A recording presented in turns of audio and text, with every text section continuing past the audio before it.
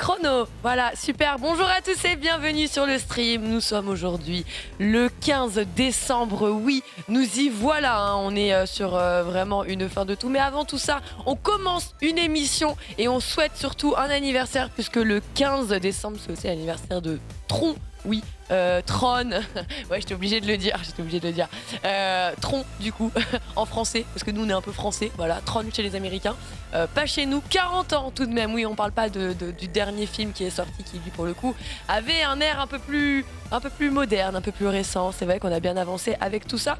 En tout cas, on a beaucoup de sujets, encore une fois, aujourd'hui. Vous le savez, vous regardez actuellement le stream. Et ce qui commence là, tout de suite, maintenant, c'est Starter. On y va.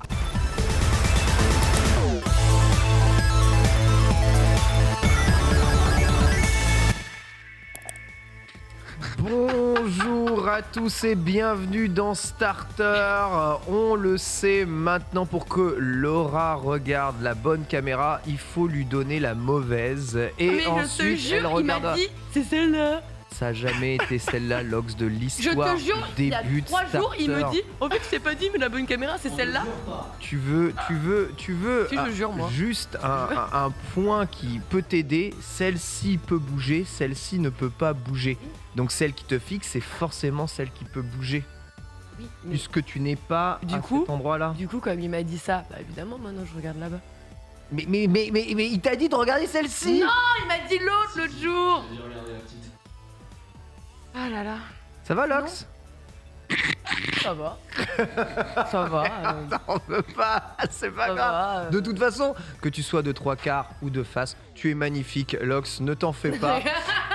Oh, et ça se réglera, on va dire, après l'émission. Bonjour à tous, j'espère que vous allez bien. Starter, votre émission d'actualité pop culture. Nous sommes en direct de midi à 14h aujourd'hui avec, autour de nous ici, l'ami Foster. Comment ça va, Foster? Ouais, ça va au On ne top. s'est jamais autant vu dans Starter Ouais, ça. que maintenant. Back to back, hein, hier, aujourd'hui, j'enchaîne, il n'y a pas d'embrouille là-dessus. Beaucoup plus en forme que hier déjà, ce qui fait bien plaisir. On a pu dormir, recharger les batteries et être prêt, être chaud, présent aujourd'hui pour vous parler un peu de l'or, grosso modo, non pas... De l'or. À Bully, mais. De l'or. Ouais, ça, non pas le matériel non plus d'ailleurs, mais de l'histoire, grosso modo, LORE, le lore dans les jeux vidéo et un petit peu plus, et essayer de déterminer On va parler de pourquoi Pokémon. c'est important. Oh, mais non. Et si, on va parler doucement de Pokémon, mais un peu de Pokémon. Doucement, Vous quand savez même. qu'il y a un lore à Pokémon. Il y en a. On va amener, vous aurez l'occasion de découvrir pourquoi, mais on n'ira pas creuser non plus très loin, parce qu'il n'y a pas non plus grand chose à creuser, faut pas abuser. Mais on va en Faire travailler un petit peu. son imagination, c'est ça les lores japonais. Tu vois, c'est comme Miyazaki, etc. C'est faux. Ça, on va en parler aussi Voilà. de Miyazaki, évidemment, tu t'en doutes. Hein. Le lore, il est dans ta tête un peu. C'est toujours mieux que le lore Manodou, comme d'habitude. Nanix viendra nous rejoindre juste après, ne vous en faites pas, il va bien. Et on a un programme aujourd'hui de l'émission absolument du feu de Dieu. On va commencer cette émission en parlant un tout petit peu de Fable, qui semble être dans une sauce incroyable. Ça fait 3 ans, attends, non, même plus, Au moins je 3 crois. ans. Au moins 3 ans que l'on dit que du coup c'est Playground Games qui s'occupe du développement de Fable, donc ceux qui sont derrière les Forza Horizon, ont un moteur qui n'est pas adapté en fait à faire du RPG. Eh bien sachez-le que 3 ans plus tard, ils sont en train de s'en rendre compte et que ça rend le développement C'est que l'argument numéro 1, c'était non, mais nous, les open world, t'inquiète. très difficile. T'inquiète. Bref, évidemment, on en discute dans le menu principal. Puis enfin, coup de tonnerre, que dis-je, coup de Man of Steel dans l'univers de DC. Superman et Henry Cavill, ça semble être terminé après avoir été rassurant. Eh bien, la rumeur est tuée dans l'œuf. James Gunn enterre le Superman tel qu'il est, il enterre Henry Cavill et on vous dira ce qu'il en est, mais ça fait grand bruit actuellement sur Twitter. Puis ensuite, vous ne l'avez pas raté, c'était le direct de Hogwarts Legacy. On va voir un peu plus de gameplay du jeu et ce à quoi ressemble le jeu. Un des jeux les plus attendus de 2023, je vous le rappelle, a d'ores et déjà donné ses dates de sortie. D'abord sur Next Gen, puis sur Past Gen et enfin sur Switch qui est donc la very old Sur rétro gaming. Et enfin la version rétrogène. La version rétro qui sort en dernier, donc sinon ce sera la version la plus récente du jeu. Ouais. Ce qui est quand même un grand paradoxe, mais c'est vrai que nous vivons comme ça dans ce monde. Voilà, on reviendra évidemment sur tout ça. La chronique portée par Nanix, c'est évidemment celle sur Avatar 2. Il est allé voir Avatar 2. Il va nous faire une review sans spoiler. Est-ce vraiment bien? Est-ce meilleur que le premier? Comment faut-il le consommer? Comment faut-il le consommer? C'est une véritable question. En fait, c'est une question qui me perturbe tellement que j'ai même pas envie d'aller le voir, de risque de payer pour une expérience qui n'est pas la bonne. On va demander d'abord à tous ceux qui ont été le voir en fonction de comment ils ont été le voir. Et après, on ira trancher. Ah, c'est une bonne idée de demander aux gens. Vous avez bien sûr. Meilleur marketing, le bouche à oreille. Complètement raison. Select du jour, Lox. Oui, effectivement, il y en aura une. Et avec pas mal d'actualités. On va parler de God of War, évidemment. Vous avez dû le voir. C'est officialisé. Pardon, j'allais dire Amazon en même temps. Mais voilà, je vous l'ai dit. Amazon a officialisé le fait qu'on aura bien le droit à une série God of War. On parlera aussi du lancement du PSVR 2 avec aussi une officialisation de ce côté-là, avec quand même une grosse licence. On s'en doutait, on savait qu'elle arriverait. On va revenir sur The Witcher 3. Ça m'énerve de devoir encore écrire Next Gen, mais c'est comme ça qu'il est encore titré. Oui, il est titré comme ça. Sortie. Donc votre Next Gen de currente, mais du coup voilà, elle est plus Next que sa précédente version forcément. Eh ben écoutez, victime de censure visiblement. Ah ouais. Une censure terrible. Hein. Vraiment, je pense qu'on s'en remettra jamais. C'est très difficile désormais de comprendre l'histoire avec ce qui a été retiré. Je suis certain pour savoir. J'ai hâte, mais je suis là, je ne bouge pas. Il faut rester jusqu'à la fin de la select pour ça, Foster. Parfait, je ne bouge plus. On parlera également, on restera dans les trois, hein, puisque vraiment on va pas parler de Valve aujourd'hui. The Last of Us 3 en préparation. On le savait tous, honnêtement. On le savait tous, mais voilà, on a des petites informations. On sait à peu près la période sur laquelle il pourrait sortir. Et surtout, on a d'autres petites informations, cette fois-ci concernant The Last of Us, la série qui sortira prochainement, on le rappelle. Et là, cette fois-ci, on a une idée du timing du premier épisode. Asseyez-vous bien. On parlera des projets de la Bluebird Team, du retour du Speedon et on terminera avec une petite pub McDo Super Mario Bros. Ok, let's go, McDo Super Mario Bros. On est là, dossier du jour, le lore dans les jeux, Foster. De fait, ouais, on va revenir un peu donc sur définir ce qu'est le lore pour ceux qui n'ont pas forcément l'information. On va essayer de revenir sur pourquoi c'est important d'avoir un bon lore bien développé dans un jeu. On va prendre différents axes sur des éléments spécifiques du jeu. On va essayer de revenir sur quelques exemples. Vous pourrez d'ailleurs faire part de votre expérience, vous, dans le chat, et même d'ailleurs vous aussi sur le plateau, pour justifier et faire comprendre pourquoi c'est important. Est-ce que c'est essentiel d'avoir un bon lore aujourd'hui, cela dit, pour faire un bon jeu? On essaiera de répondre un peu à toutes ces questions. J'ai assez hâte de vous en parler, je vous cache pas. Let's go, j'ai hâte d'écouter ce que tu as à nous dire. Puis enfin, on fêtera l'anniversaire de Tron. 40 ans, j'ai vu quand même des images hallucinantes. Peut-être encore la meilleure adaptation de jeux vidéo au cinéma, quelque part. De l'image du jeu vidéo au cinéma, plutôt qu'adaptation directe du jeu vidéo dans le cinéma. Mais en vrai, ouais, Alpha a quand même été très fort, pour être tout à fait honnête, je trouve, de ce qu'ils ont réussi à faire. Mais c'est vrai que pour une première, ils avaient tapé de façon très très très solide. Et en fait, le truc, c'est que on voit encore les impacts aujourd'hui dans ce que ça a donné, tu vois. Ce côté un peu très synthwave, très dark avec des néons, pardon. C'est au final le background d'un streamer sur deux aujourd'hui. Donc en vérité, oui, ça fonctionne, tu vois. Complètement. Ouais, un film qui avait été désigné comme étant de la triche à l'époque. Vous vous rendez compte? Comment ça? Méthode d'animation C'était et pas de du cinéma réel, qui était considérée comme étant de la triche. Les Wow. effets spéciaux 3D. Le SFX 3D, c'était pas, tu vois. Les aiguilles originelles. Imagine. Triche. On les a Imagine le stop retrouvés. motion et tout, comment ils ont pété les plombs après. Les a retrouvés. C'est quand même... Voilà. Moi-même, étant déjà aigri depuis 85, hein, évidemment pas depuis 82, je ne suis pas aussi vieux. Je n'ai pas encore 40 ans, mais c'est vrai qu'on est complètement là. On commence tout de suite ce starter avec le menu principal. C'est parti.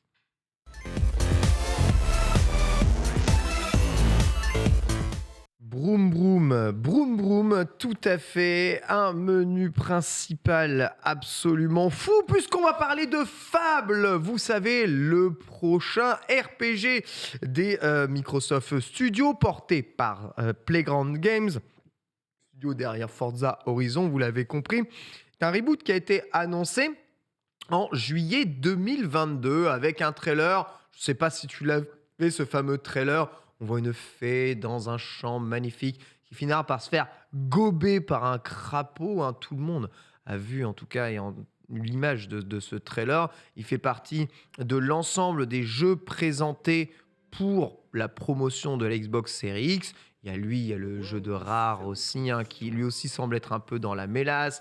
Il y avait les ersatz de ce que pouvait donner aussi Starfield, etc. Bon, bref, il y avait plein de jeux. Le voici, ce trailer. Donc, l'équipe de Forza Horizon qui est vraiment peut-être parmi les meilleures équipes d'un point de vue capacité graphique et adaptation de moteur chez les Microsoft Studios, semble être en grosse difficulté sur le développement de ce Fable. Et bon, fait secret personne, depuis 2 ans et demi, on n'entend juste pas parler de toute façon très peu du jeu. On l'a pas vu, on en a entendu parler. Non mais t'as vu des nouveaux trailers? On n'a pas vu, on en a entendu parler. Voilà, on a eu des nouvelles, c'est vrai. Pas d'image. C'est vrai. Jez Cordez, qui est donc journaliste réputé, travaillant notamment pour le Windows Central, a affirmé que le développement était compliqué, notamment à cause du moteur utilisé. Donc ce sont des sources journalistiques qui confirment vraiment le sentiment que tout le monde a eu à cette annonce. C'est-à-dire que Forza Horizon, c'est un open world extraordinaire et il le maîtrise à merveille.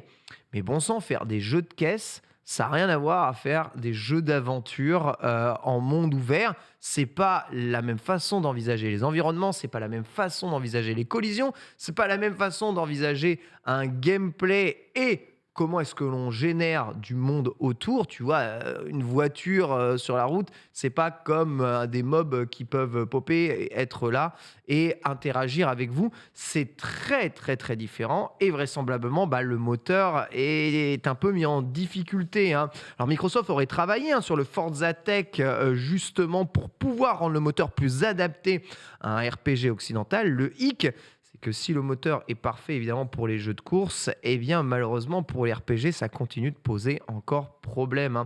On comprend peut-être mieux pourquoi Eidos Montréal prête aussi main forte à Playground Games pour ce chantier. Ça a été justement quand tu disais qu'on en avait entendu parler, c'est ça. C'était la première indicateur que le développement se déroulait pas si bien que ça. C'est-à-dire que Eidos Montréal était venu aider en soutien. Ce que vous voyez aussi... Exactement, pardon. C'était ça, au moment où en fait ils se sont aperçus que plus ils développaient, plus ils se confrontaient à certains problèmes, et plus en fait ils se rendaient compte que les correctifs allaient entraîner un développement de plus en plus long.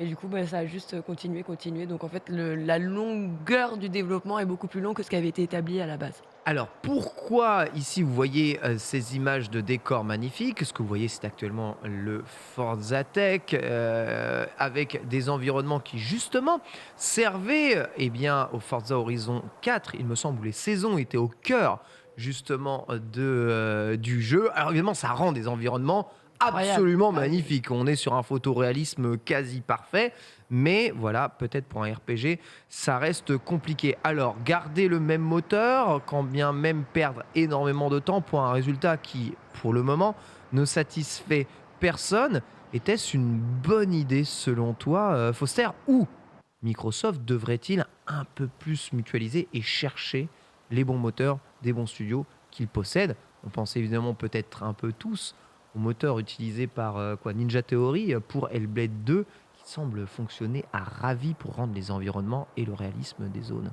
Je pense que c'était pas un mauvais call en vérité de se jeter vers Playground Game parce que justement les environnements sont juste absolument magnifiques et fantastiques et je pense que c'est vraiment pas bête. En plus de ça, de toute façon, dans les jeux de course, cette notion de est-ce que tu charges toute la carte, est-ce qu'au final, tu charges juste des parties de ta carte, là, on voit ça évolue par rapport aux saisons et tout. Je pense que en fait, dans un monde ouvert, et notamment face à justement dans un jeu comme Fable, t'as envie de pouvoir explorer, t'as envie de pouvoir te prendre tes claques, tu vois ce que je veux dire? Ouais. C'est un monde un peu héroïque fantasy, t'as envie d'avoir Oui, un bah peu oui, de, tu vois, évidemment. de fraîcheur et peut-être des éléments un peu spécifiques et notamment du coup cette notion du temps qui évolue. Donc pour moi, c'était smart, ça se valait. Je pense surtout qu'il a été rassuré aussi par les personnes de Playground qui peut-être se sont pas assez projetés ou alors qu'on juste pas vu forcément les problématiques qu'allaient Engendrer, arriver, ouais. tu vois. C'est Dès souvent qu'ils le cas. sont telle maîtrise de leur moteur, en vrai, que tu te dises ils peuvent tout faire, hein. Ouais, mais comme tu l'as dit, c'est vrai qu'un jeu de course, un jeu d'aventure, c'est pas tout à fait la même chose. Et ils se sont dit, ouais, mais au final, regarde, on arrive à charger ça de telle manière, etc. On peut créer un environnement un peu plus solide pour faire en sorte qu'on se déplace. On a créé une tétrachie de voitures, c'est difficile. Le système de déplacement, quand même, dans un jeu de course, c'est au cœur même du gameplay. Donc autant te dire que c'est plus que très poncé. C'est énorme en vérité, tout ce qu'il faut faire et tout ce qu'il faut paramétrer pour pouvoir avoir une sensation de conduite. Donc je pense qu'ils étaient excessivement confiants là-dessus. Et juste que quand ils se sont très certainement mis à la tâche, ils se sont rendus compte qu'en fait, il y a plein de problèmes. Il faut savoir que quand tu lances un jeu, tu vas Ouais. essayer de faire une espèce de doc pour de la programmation, tu vois, où tu vas dire, OK, ça va être notre jeu, ça va être notre core gameplay. On va avoir du coup telle mécanique, telle mécanique, telle mécanique. Ça va fonctionner de telle manière. Là, il y aura des interactions entre les deux. En fait, le code, tu te jettes pas dedans directement. Tu planifies en amont comment ça va ressembler, comme un chantier littéralement. Tu fais ton plan et après, tu commences à taffer dessus. Et je pense du coup qu'ils avaient un plan qui devait être solide pour pouvoir dire on peut le faire. Sauf que malheureusement, c'est des plans qui sont pas sans faille, avec des mauvaises surprises, et parfois des mauvaises surprises qui peuvent être beaucoup plus grosses ou beaucoup plus impactantes dans la réalisation du jeu, voire même des fois des plans à tout changer. Tu te dis, ok, on part là-dessus, d'un coup, tu as un problème, et en fait, ton problème te fait comprendre que tu dois changer tout un tas de choses qui étaient présents, qui étaient présents en amont, et tu dois revoir tout ton plan. Donc, malheureusement, dommage, le risque était pris, ça se valait. Après, est-ce que en effet la solution c'est de chercher quelqu'un d'autre ou alors de continuer à faire confiance dans le studio Playground Games?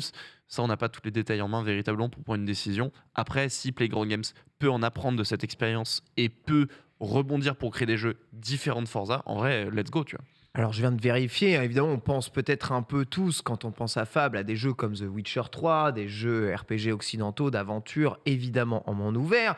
Pour CD Projekt Red, s'ils s'appellent Red, c'est qu'ils utilisent leur moteur, le Red Engine, hein, d'ailleurs, le Red Engine 3 qui avait utilisé pour Cyberpunk, pour Witcher 3, et qui avait été modifié dans le fameux Red Engine 4 pour justement Cyberpunk 2077.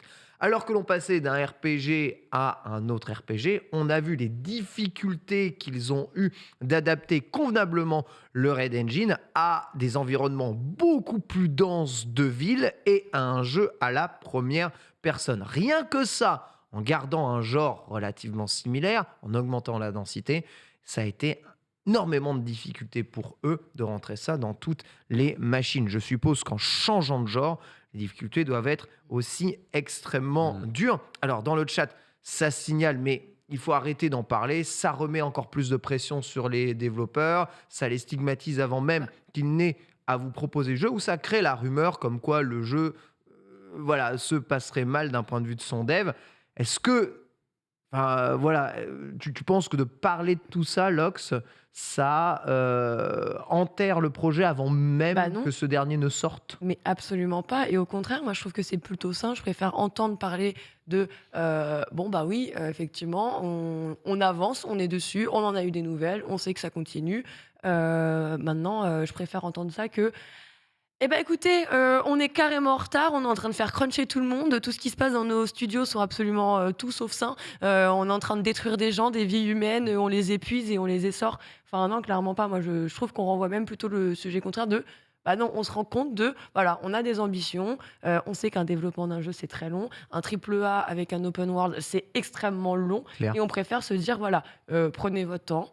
ne crunchez pas, corrigez vos trucs et sortez le jeu quand il sera prêt dans son meilleur état. Ça peut être très rapide, mais ça fait Pokémon Scarlet Violet. Ouais, voilà, parce que Voilà, on très est d'accord, rapide, hein. oui, d'accord. Parce que Scarlet et Violet, tu vois, je te parlais du doc où il faut que ça fonctionne de cette Voilà. manière, tu vois. C'est exactement En la même mode tous chose. les ans.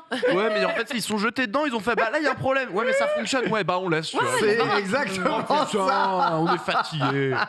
Ah non, c'est pas possible, c'est pas possible. Par contre, ce qui est vrai, je vais rebondir sur ce que tu viens de dire, c'est que, en vérité, Fable, c'est une licence qui est quand même vieille aujourd'hui, entre guillemets, tu vois, est du rétro gaming, mais c'est une licence qui a été très impactante lorsqu'elle est sortie. Moi, je sais quand j'étais gamin, je crois que c'était à époque collège, donc ça devait être 2002 dans ces eaux-là à peu près que le jeu est sorti, a montré le bout de son nez un peu après peut-être, et c'est une licence sur laquelle je suis passé à côté, très frustré. Aujourd'hui, je pense que ça a plutôt mal vieilli.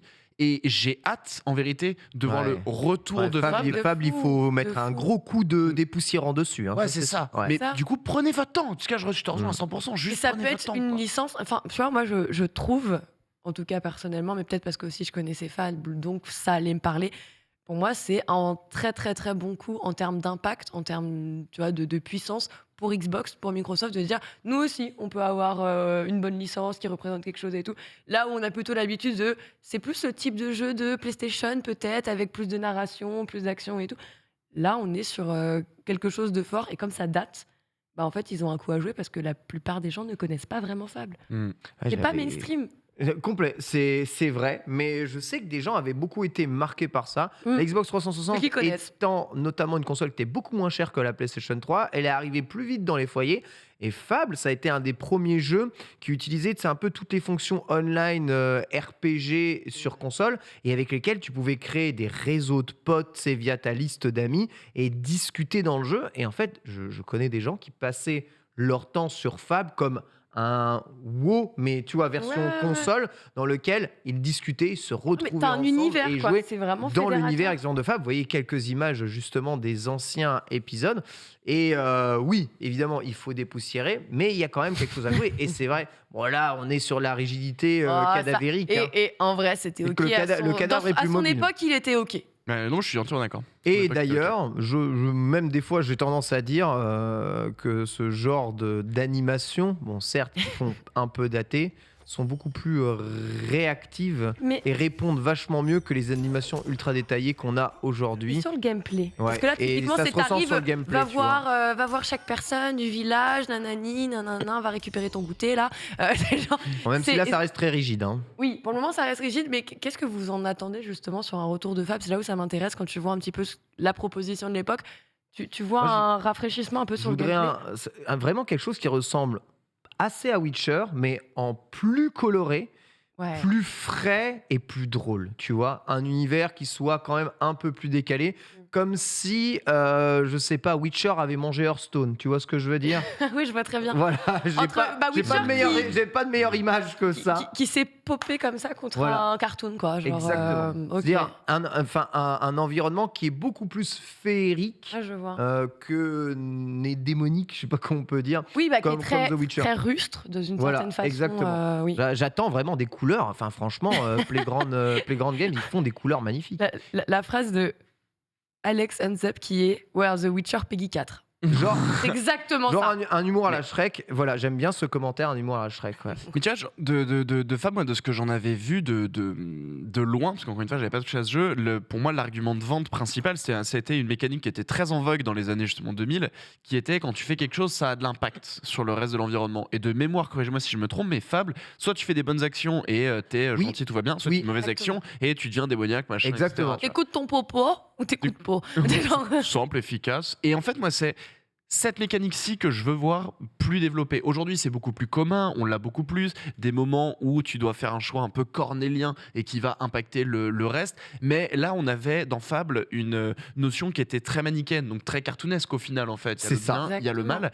Et c'est peut-être, et de fait, on reboucle sur la réflexion par rapport à Forza, qui étaient les environnements qui étaient adaptatifs. Est-ce que justement leur réflexion n'était pas aussi là-dessus, tu vois, où quand tout va bien, t'es le bien, etc. Et ben du coup, t'as tout ton environnement qui est justement très féerique, mais plus tu fais le mal et plus ce même environnement se transformait petit à C'est petit pas bête ça. en un Ouais. environnement un peu plus démoniaque. Ce qui ferait encore plus sens d'aller se jeter du coup sur ce moteur qui a déjà cette capacité, cette compétence. Complètement vrai. Donc en vérité, moi, c'est là-dessus que je les attends plus que tout, puisque ils étaient précurseurs il me semble, dans ce domaine.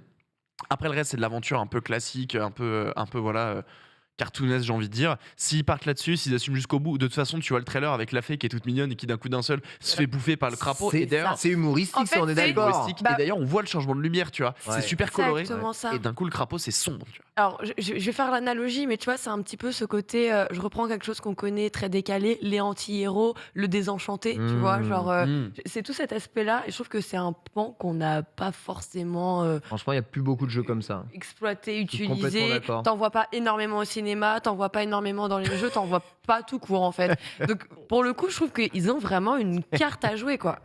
Et qui Moi, sait, ça hein, me ça se fait trouve, après, rire. tu vas avoir des séries adaptées parce que le jeu il va sortir et qu'il va cartonner, et on leur souhaite. Très clairement.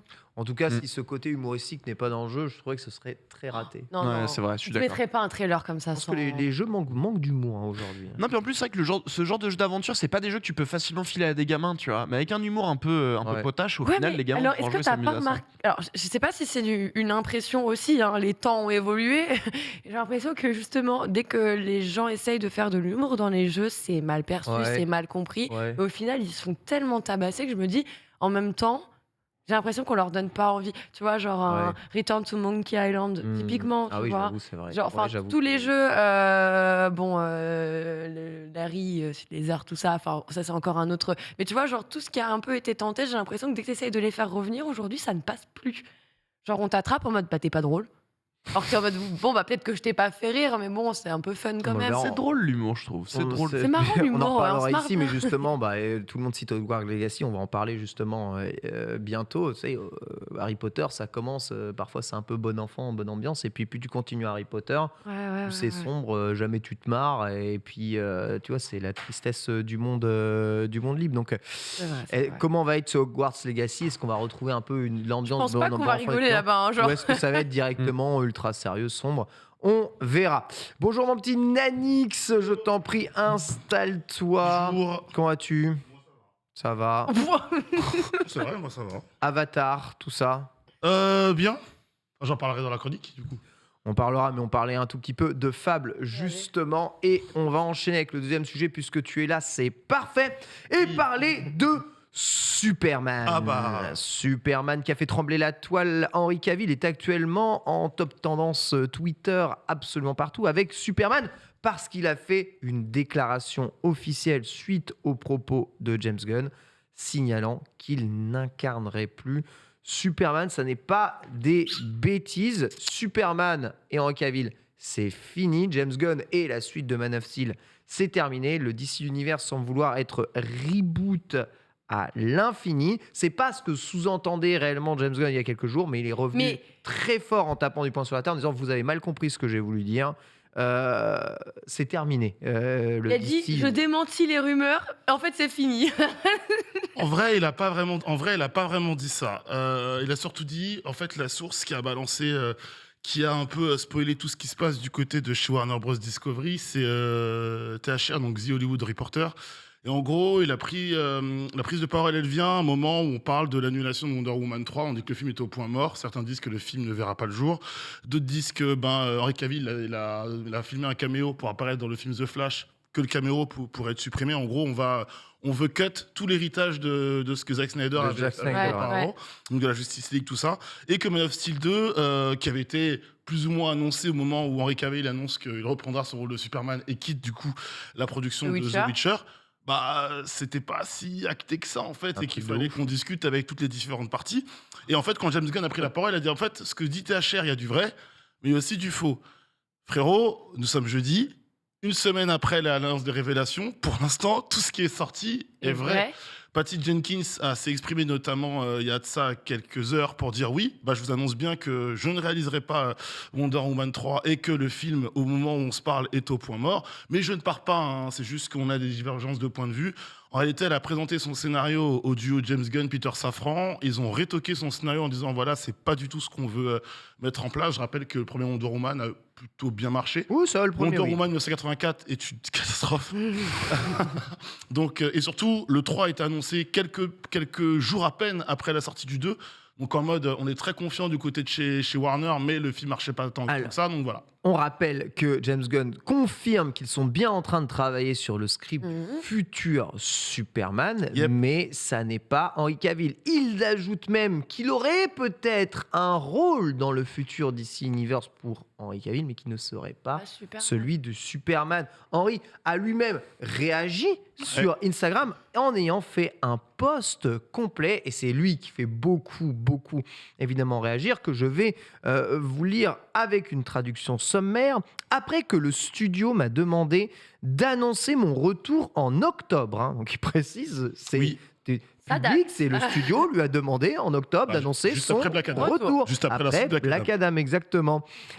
Avant leur embauche, donc avant la réembauche de James Gunn et de Safran, ce n'est pas une nouvelle la plus facile à digérer, mais c'est la vie. Donc il parle évidemment du fait qu'il n'incarnerait pas Superman. Le changement de commandement est quelque chose qui arrive, je le respecte. James et Peter ont un univers à construire. Je leur souhaite et à toutes les personnes impliquées dans ce nouvel univers la plus grande des chances et l'aventure la plus joyeuse possible. Superman est toujours là. Ce n'est plus à mon tour de porter la cape, mais les valeurs de Superman restent. Voilà la réponse la plus pro qui puisse exister au monde. Une réponse qui n'est pas remplie de sommes, puisqu'ils de toute façon, Henry Cavill, il est millionnaire. Donc Superman, pas Superman, c'est pas si grave que ça. Il aura peut-être plus de temps pour s'intéresser à Mass Effect si Mass Effect arrive du coup. Voilà, exactement. Voilà. Il pourra peut-être s'intéresser à Mass Effect. Mais bon, on sait que, je sais pas si c'est la raison qu'il a fait abandonner le rôle de en partie. Il n'y a pas que ça. Son rôle dans The Witcher.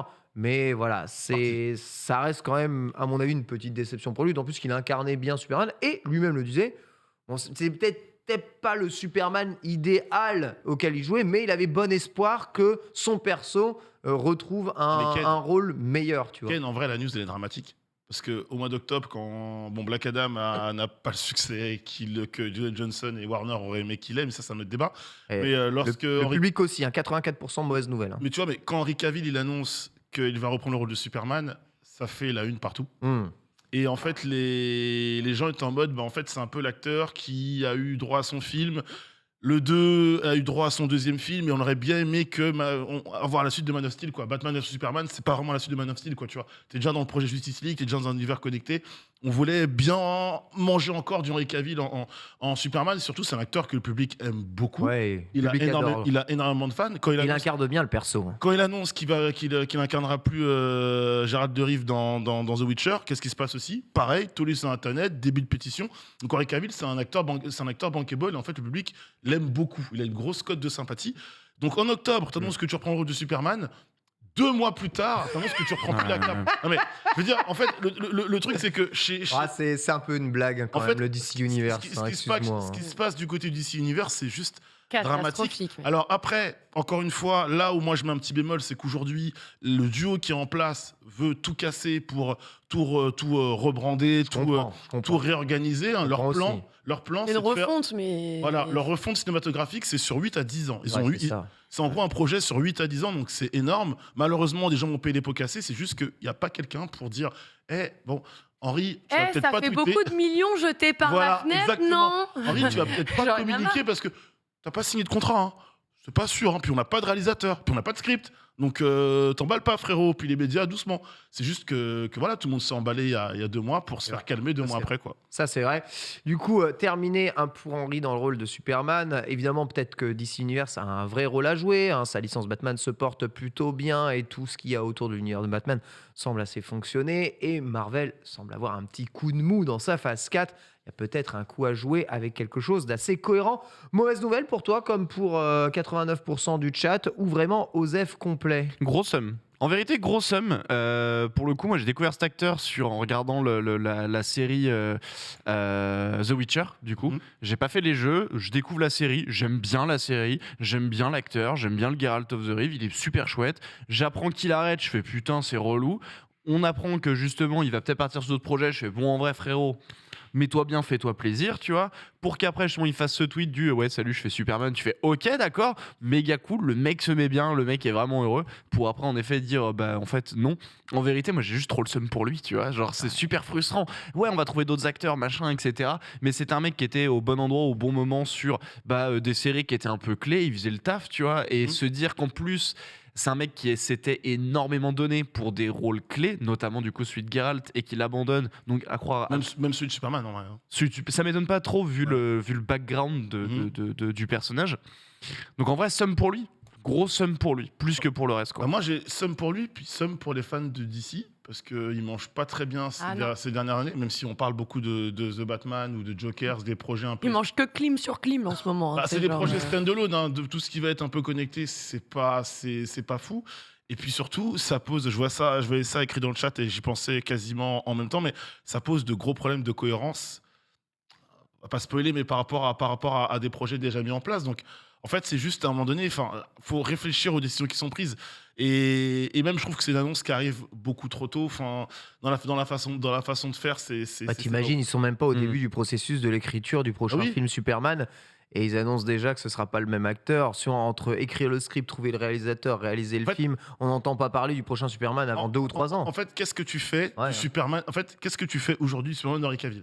Au-delà du fait que tu te dis, non mais il n'y aura pas de Man of Steel 2 avec lui, le personnage que lui a campé, qu'est-ce que t'en fais aujourd'hui, quoi ?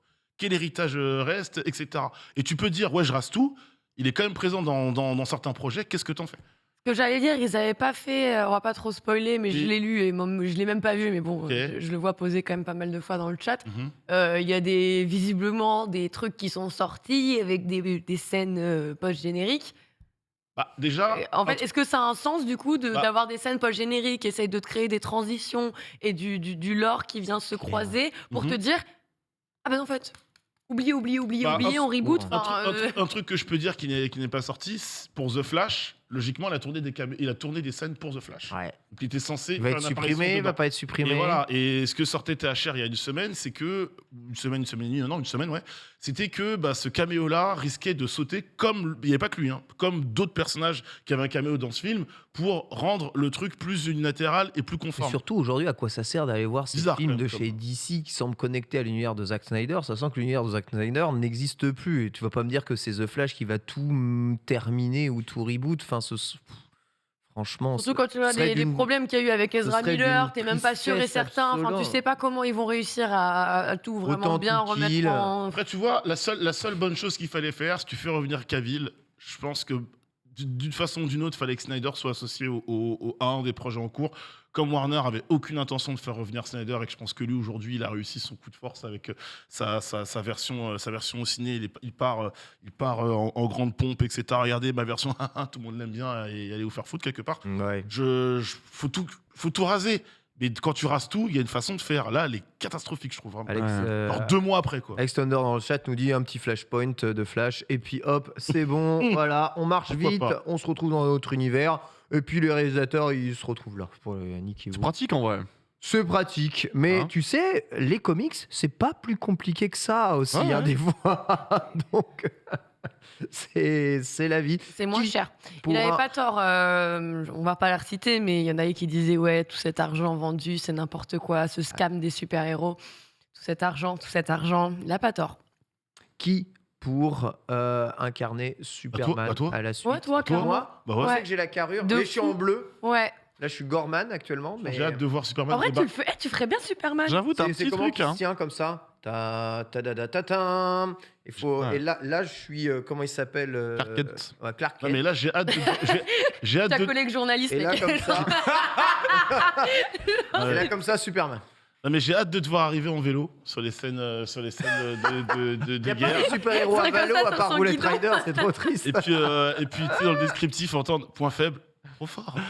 Évidemment. Point Ta faible, kryptonite, il est trop fort. Mais la garde instantanément. c'est ça. Donc, une idée d'acteur, tu aimerais qui à la place d'Henry Cavill? Très bien, pas de problème, Lox. Aucun souci, je te laisse réfléchir. Pire question malheureusement parce que je suis incapable de retenir un nom d'acteur. J'ai déjà oublié le nom du mec qui fait Spider-Man. Attends, La réponse, ça va être simple. Pierre Ninet. La réponse, ça va être simple. Comme pour Robert Downey Jr. pour Iron Man, comme pour Hugh Jackman pour Wolverine, force au suivant. Ouais. Parce que Henry Cavill. Là, et j'avoue, force suivante. force suivante. Pourtant, Henry Cavill, il n'a pas joué dans tant de films que ça, Non, mais Superman. prends tu la vois. tête de Clark Kent dans les comics, Ouais, ça, prends c'est la chaud. tête Ouais, d'Henry c'est Cavill ça et qui la est chaud, en fait. Voilà. C'est ça qui est Donc, chaud. Attends, C'est ça qui est chaud. Il a la même Ouais, tête, ouais. quoi. C'est genre abusé. Hein.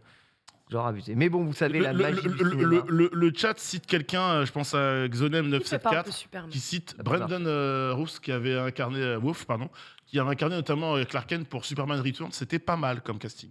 Ouais, ça J'en ai part. trouvé L'écriture un. du personnage est Justin tachée, mais- Butler, Slave Terman Returns, ouais. Ah, Justin Butler. J'ai trouvé, il s'appelle, attends, comment ça Yann Somerhalder. Ian Somerhalder, ouais. C'est vrai. Il a une tête, tu sais, l'américain, tu vois, Ouais. brun Il aux fait- yeux il fait bleus, très BG. brun, voilà, c'est bon. Sinon, on récupère les acteurs de Smallville. Il doit avoir l'âge maintenant. Somebody. Oh, il est vieux. Alors, Christine Krunk, Il est vieux on maintenant. valide. Je sais pas. Ouais, si, c'est vrai que on a l'acteur, été il sur est son vieux. Insta l'autre jour. C'est quoi Il est vieux? Ah, Non, c'est pas il est vieux, c'est Comment il s'appelait l'acteur Oh, c'est, Tom Willing. Ouais, merci Tom Willing. Ouais. Tom Willing, il ressemble à Ouais, quoi Tom Willing. actuellement En fait, c'est juste qu'il est poivre et sel, mais pourquoi pas? Après, peut-être qu'effectivement, il fait pas assez. Moi, j'aime. Ah ouais. Bon, ouais. ça va. Hein. Genre, Ouais, je veux ça va. Hein, genre, Oh, une Ça petite peut aller, teinture. non Ouais, on veut va- bien Ouais, vieillir, nous aussi. Il est Hein. poivre et sel. J'avoue, il est poivre et sel. Non, mais quand une petite même, hein. teinture Il brune, est tu le poivre et sel, rases. par contre. En vrai, ça non, passe. on va rester sur Henry Rien. Mais Yann Somerhalder, pour montrer un peu sa tête, parce que tu vois, je trouve, alors pas forcément lui, mais dans le style, tu vois, dans l'inspiration, je trouve il fait un peu le côté, je peux faire Clark Kent et je peux faire Superman à côté. Après, je vois sa tête, mais je j'ai pas le gabarit et tout, je sais pas si ça fonctionne. Il y a le chat qui signale, propose le Homelander. Donc le personnage qui joue le méchant dans The Boys, Ah, Anthony le Starr. Homelander, j'avoue. Pourquoi pas? Mais après, Anthony Starr. on l'associe trop à un connard en fait. Ouais, mais rasé, ça irait. hein. J'ai pas vu The Boys. Ah, Regarde The Boys. Tu regardes The Boys, Faut absolument que je regarde The Boys, mais il faut Amazon de tout ce machin et qui, j'ai pas du tout tout. ce qui se fait dans l'univers des super-héros, Marvel, DC confondus, Matt The Boys, tu as Je Après, suis c'est pas un entièrement anglais, d'accord. le Homelander. Oh non, il fait pas du tout Superman. Non. Anthony Starr, Ah ouais, non. Pareil, il fait 3G, non? à moins que Tom Welling. Ah bah, dans ce cas-là, tu fais une teinture à Tom Welling et c'est bon. Je retiens la Enfin, vanne genre, Je retiens la vanne d'ailleurs dans le chat. Après- Tom Roux arrière, j'ai ri. J'ai Voilà. Yann C'est Sommer. génial. Verra Après, tout. au pire, de toute façon, Pas James moi. Bond est devenu blond à tout moment. Superman devient blond, on s'en fout. Non? Oui, Sam Somerhalder. Attends, c'était quoi déjà? Moi, j'ai Ah, réussi. merci lui. Somerhalder. Oui, bah, tu peux pas mettre. Ouais, enfin, non, enfin. Petit minet quand même. Ça, Attends, c'est mais sur rien à Facebook, voir. ça, non? Est-ce qu'il a quelque chose à voir avec le gars que j'ai en photo là? Pas du tout. Là, c'était il y a 20 ans, du coup, ce serait peut-être un peu plus En récent. vrai, ouais, il y a peut-être un petit truc, mais je sais pas. Franchement, regarde sur celle-là. Je te la mets en grand. On n'a plus le temps. Non, mais Lox, pour Alix, c'est pour Vas-y, Alix. fais voir. Magnifique. Voilà. Il le T'as- fait bien. T'as changé 3 fois de photo, mais oui. Plus il est mignon. acceptable que Tom Welling aujourd'hui. C'est là. tactile. Il est mignon, il est vrai. Je Il préfère est, Kent. il est tactile aussi. Je préfère que Kent, moi personnellement. Kent Bogard. Kent Oh, Bogard. ça va trop loin tout ça. Tout à fait. On enchaîne en parlant, oh magnifique sourire, de Hogwarts Legacy. Le jeu s'est montré dans une présentation longue de 34 minutes hier, une fois de plus. Hein. Ce n'est pas coutume entre les vidéos ASMR et les longues présentations. Voilà, le jeu a montré tout ce qu'il était possible de faire et surtout les déplacements. Pardonnez-moi, au sein de l'open world, on va vous diffuser quelques images justement du jeu. Outre ce que l'on voit du jeu, on apprend qu'on pourra apprendre les sorts interdits, hein, tels que Avada Kedavra, tels que Andoloris, tous ces sorts qui ont été bannis. Bon, on va dire que c'est le 19e siècle, hein, bien entendu. Vous voyez ici le balai sortir, ta gueule, c'est magique, de son derrière. C'est ce qui s'appelle un peu avoir un balai dans le cul en termes d'animation, mais c'est pratique pour se balader dans l'enceinte de Franchement, si l'école. t'arrives à avoir un balai dans le cul et autant de mobilité, c'est ok. Hein, genre. C'est vraiment pas mal. En tout cas, on semble pouvoir se déplacer de façon totalement ok à l'intérieur de l'univers. De Gotham Knights. No joke. Donc il est vraiment pas question de minimiser la puissance des sortilèges qu'on pourra apprendre. On pourra vraiment tuer en apprenant évidemment ce sortilège. Cependant, les sorts les plus puissants seront limités par un temps de recharge plus ou moins long. Et on ne pourra pas utiliser évidemment le sort sur tous les adversaires. On devra attendre un bon moment entre deux occurrences pour sortir le sortilège. On voit ici l'Avada Kedavra utilisé. Donc là, tu viens de tuer. Et ça, c'est quoi? C'est Andoloris, non? C'est terrible. Donc oui, aucun problème. Pétéflix, tout à fait. Tu pourras faire tout ça. Et avec un Spider Sense. Car les magiciens ont aussi un Spider Sense pour savoir que vous allez vous faire attaquer. Donc on voit ici quelques images de gameplay justement. On avait déjà aperçu les différents types de showcase. On a de quoi faire baisser petit à petit les points de vie de l'adversaire. On peut également faire grimper l'indicateur de combo. On pourra donner droit à un sort surpuissant en le déclenchant avec L1 et R1. Ça ressemble beaucoup à Spider-Man, hein, tout ce que je suis en train de vous dire. Hein. Environnement sera aussi parsemé d'éléments que l'on pourra envoyer sur l'adversaire, comme dans Spider-Man. Et vous pourrez également avoir l'occasion de servir de potions et d'autres créatures magiques pour vous aider, comme dans Spider-Man. Dans la vidéo, on peut voir un peu de gameplay, donc vous voyez à la fois d'attaque, mais aussi de vol et de déplacement dans l'open world, comme dans Spider-Man. Est-ce que vous êtes saucé du coup par ce Hogwarts Legacy, de ce que vous pouvez voir des phases de gameplay qui avaient tendance un peu à faire peur aux gens, mais qui, d'après la sortie, ce que j'ai pu avoir comme ressenti sur Twitter, selon le baromètre Panta, semble rassurer et vouloir partir vers une précommande. Personnellement, j'ai pas l'impression d'avoir vu beaucoup plus. Pareil. Ça va être bien parce que c'est Harry Potter, quoi. Peut-être agencer différemment la présentation, surtout ça en fait, c'est que la présentation est pas... Façon de voir un peu le même truc, mais on me sert la soupe différemment, histoire qu'elle passe un peu mieux. Après, vous le savez, moi, j'attends le jeu depuis l'annonce, depuis novembre 2020. Donc c'est préco. Non, c'est pas préco. J'attends le jeu avec beaucoup d'impatience. Maintenant, je suis toujours aussi dubitatif sur les scènes de combat et je serais curieux de voir le ressenti que je vais avoir manette en main lorsque je vais y jouer. Après, pour le reste, moi, je clique, j'aime bien l'environnement, j'aime bien la liberté que le jeu offre. Le jeu est pas égal dans sa qualité graphique. Il y a des plans qui sont magnifiques, d'autres qui sont beaucoup plus discutables, tu vois. Il y a des animations, C'est l'Angleterre. il y a des animations sur lesquelles on peut aussi un peu discuter. Après, il faut jamais oublier que c'est plus... c'est un jeu qui propose une liberté et une profondeur de jeu que jusqu'à présent les jeux HP ne proposaient pas. Même si je hurle comme les autres personnes qui aiment Harry Potter parce qu'il n'y a pas le Quidditch, au secours, ça fait chier. Cette presse, elle me rassure pas plus et ne me fait pas plus peur que la dernière. Voilà. Ah, ça t'impressionne plus, les open world comme ça où tu peux te balader librement. C'est fini, vous êtes tous blasés. Heureusement, Lox, tu n'es pas blasé, toi. Non, moi je suis pas blasée parce que je m'en fous. Parce que moi je veux aller dans ma salle sur demande. Moi ce que j'aime beaucoup c'est le côté personnalisation. En fait c'est un peu, je le vois pas comme un sandbox ce jeu-là, mais presque. Tu vois, c'est ton petit bac à sable. T'as envie de faire ça, bah vas-y. T'as envie de faire ça, bah vas-y.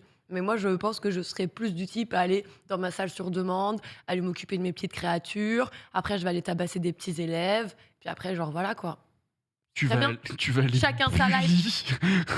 Tu vas aller bully des pauvres gars qui ont rien demandé. Que les méchants, Incroyable. je vais être la gentille qui tape les méchants. Mhm. Mais du coup qui est un peu méchante. Tu vois, c'est la méchante des gentils. Tu vois Je comprends Mais du coup, ce que enfin, tu dis. moi j'aime bien justement alors c'est du faux, mais cette fausse promesse de libre arbitre, tu vois, dans le jeu. C'est un peu ce que j'irais rechercher sur ce titre. Effectivement, quand je l'ai vu, voilà, j'ai vu Avalanche Studio, je me suis Ah, la dit, création, c'est génial qu'ils aient un projet de cette ampleur entre les mains. Ils ont une vraie carte à jouer là aussi, tu vois. C'est soit ils prennent la lumière, le jeu est un succès et bah ils se créent, ils ont un nom qui va vraiment représenter quelque chose dans l'industrie à partir de ce moment-là. Ou à l'inverse, bon bah écoutez, on verra ce qu'ils auront pu produire. On dira ouais bah voilà Avalanche, on voit leurs limites, on sait ce qu'ils peuvent faire et ce qu'ils ne peuvent pas. Et moi pour le coup, tu vois, je vais plus aller chercher ce côté libre arbitre. Je m'attends pas à un jeu d'action de fou furieux, le meilleur des jeux Harry Potter. C'est pas un jeu Harry Potter, déjà c'est Poudlard, donc on va pas croiser Harry. Et ouais, moi je plutôt satisfaite, j'ai pas de hype. Du coup, vu que je suis pas hypée, j'ai pas de déception de ce que je vois. C'est rigolo la personnalisation quoi de ta salle sur demande J'adore. avec la magie baguette. La magie baguette plutôt- Sims. Plutôt rigolo, tu changes la couleur, tu modifies, tu portes au loin quand tu veux faire disparaître. Foster, là, on est saucé ou pas du tout là? Oh, En vrai, mais non. Il y a un En peu de fait- versus en plus, tac tac. en fait, le truc, c'est que les phases de combat ont l'air stylées, mais je trouve que vous l'avez tous les deux très bien défini. C'est que bah ouais, ça ressemble à Spider-Man, et de l'autre côté, on nous a déjà servi ça, c'est juste sous une forme légèrement différente, tu vois. Après, même Spider-Man, c'est un jeu très générique. Ouais, c'est dans pour ça que je ses l'ai pas phases fait, parce qu'il d'action, tu m'intéresse vois. pas mais du les tout, scènes tu vois. les combats sont pas mous. Non, ils sont pas mous. Non, non. Là, ça a l'air mou quand même. En vrai, je Mais trouve pas tu ça te bats avec forcément une mou, tu vois. baguette. En vrai, tu te bats avec une baguette. Et c'est ça le c'est problème, vrai, ça en aide fait. pas. C'est ça le problème, c'est qu'il y a des coups qui sont peut-être un peu manqués, entre guillemets, tu vois. Là, c'est dommage parce que la seule action véritablement qu'on voit, c'est qu'il ramène le mec à lui. Ouais, bah du coup, Spider-Man avec sa toile, il fait exactement ça, tu vois. Avec la baguette, il y a peut-être d'autres trucs. Alors là, c'est cool, on le voit aussi, Israël interagir avec un élément du décor, il soulève et il le balance à la tronche de l'adversaire. On voit dans Spider-Man aussi. Ce qui m'étonne pas du tout. Batman Et en fait, aussi, il le Batman fait. aussi, Hein. ouais. Et du coup, c'est peut-être ça un peu qui est dommage, entre guillemets. Moi, je veux de la magie. Je veux, ok, Adakadabra, Mais alors, ça tue. comment- Donne-moi, je sais comment pas, tu- des trucs de glace, des trucs de feu, j'en sais rien, Ouais, tu je veux vois. dire, comment tu matérialises un combat à la baguette du coup? Bonne question. Et Donc ouais, c'est cool parce que est-ce que t'étais on a- obligé de mettre des combats? non. Oui. Et je Ah pense oui, et ça, parce voilà. que c'est une Est-ce que t'es discipline, bah, obligé ils de mettre apprennent. des combats? Moi, je suis ça d'accord avec découvre. toi. Non, mais t'es pas d'accord, mais alors obligé. Il y a toujours eu. des 1v1, mais est-ce que t'es obligé Non. d'avoir des hordes d'ennemis qui te regardent alors qu'ils pourraient t'avada Kadevra dans le dos en 3 frames là, qui t'attendent juste Après, les gars, faut pas oublier. pour faire carré Faut quoi. pas oublier que c'est un Ah, jeu mais qui- j'ai pas. c'est un jeu qui doit plaire à tout le monde. Il faut Ouais. qu'il y ait des phases d'action et des gens. Voilà, et du coup, attends, Voilà, juste comme ça, je vas-y, réponds. vas-y, Mais vas-y. tu préfères avoir une cape d'invisibilité là? Mais en vrai, Mais ouais. Skipper le truc? en fait, Ouais, le ou truc, c'est alors que arrêtez d'avoir des hordes d'ennemis PNJ qui servent à rien du tout et surtout que t'es le seul élève dans tout Poudlard à pouvoir résoudre vraisemblablement les problèmes du monde. Enfin, vous allez pas me faire croire ça, c'est pas possible, Bah, tu pas, vois. pas sûr. Moi, en fait, ce qui m'intéresse vraiment, c'est de connaître l'impact de tes choix, de tes décisions, de si t'es un bon, si t'es un mauvais. Qu'est-ce que ça va apporter à ta partie? Comment, justement, ils vont réussir à implémenter ça d'une façon où. Est-ce que toi, tu préfères jouer en mode Sam Fisher, Solid Snake, ou est-ce que Mais toi, là, tu c'est pas préfères possible, être là. un good Regarde. guy Ça, et que- ça, Là, ce que tu vois là, c'est une arène. T'auras peut-être pas ça tout T'es le jeu. dans une arène avec des mais c'est- mobs qui apparaissent. Mais ce quoi, qu'on tu sait vois. pas, c'est est-ce que cette arène, tu y es arrivé par une mise en Non, c'est situation une dans mi- laquelle c'est t'étais une pas miss- quelqu'un de C'est une cool? mission, tu dois tuer un nombre d'ennemis donné. T'as un là. temps, c'est Et une t'as un mission, temps. ça donc, se trouve, c'est un truc bonus pour obtenir des récompenses derrière. Mais je pense, Lux, elle a tout dit tout à l'heure. En fait, moi, quand le jeu est présenté en novembre 2020, les gens se hype pour la profondeur de jeu. La personnalisation, le fait que tu as à Poudlard, le fait que tu pourras Ça, c'est fabriquer stylé. tes fioles, que tu vas apprendre des sorts. Les combats, ça arrive loin, loin après, en fait. Ça fait partie d'un tout, c'est partie d'un ensemble, c'est important dans le jeu et dans l'équilibre du gameplay. Et moi, je vous dis, je vais pas acheter Hogwarts Legacy pour me dire, oh, je vais affronter une horde d'ennemis.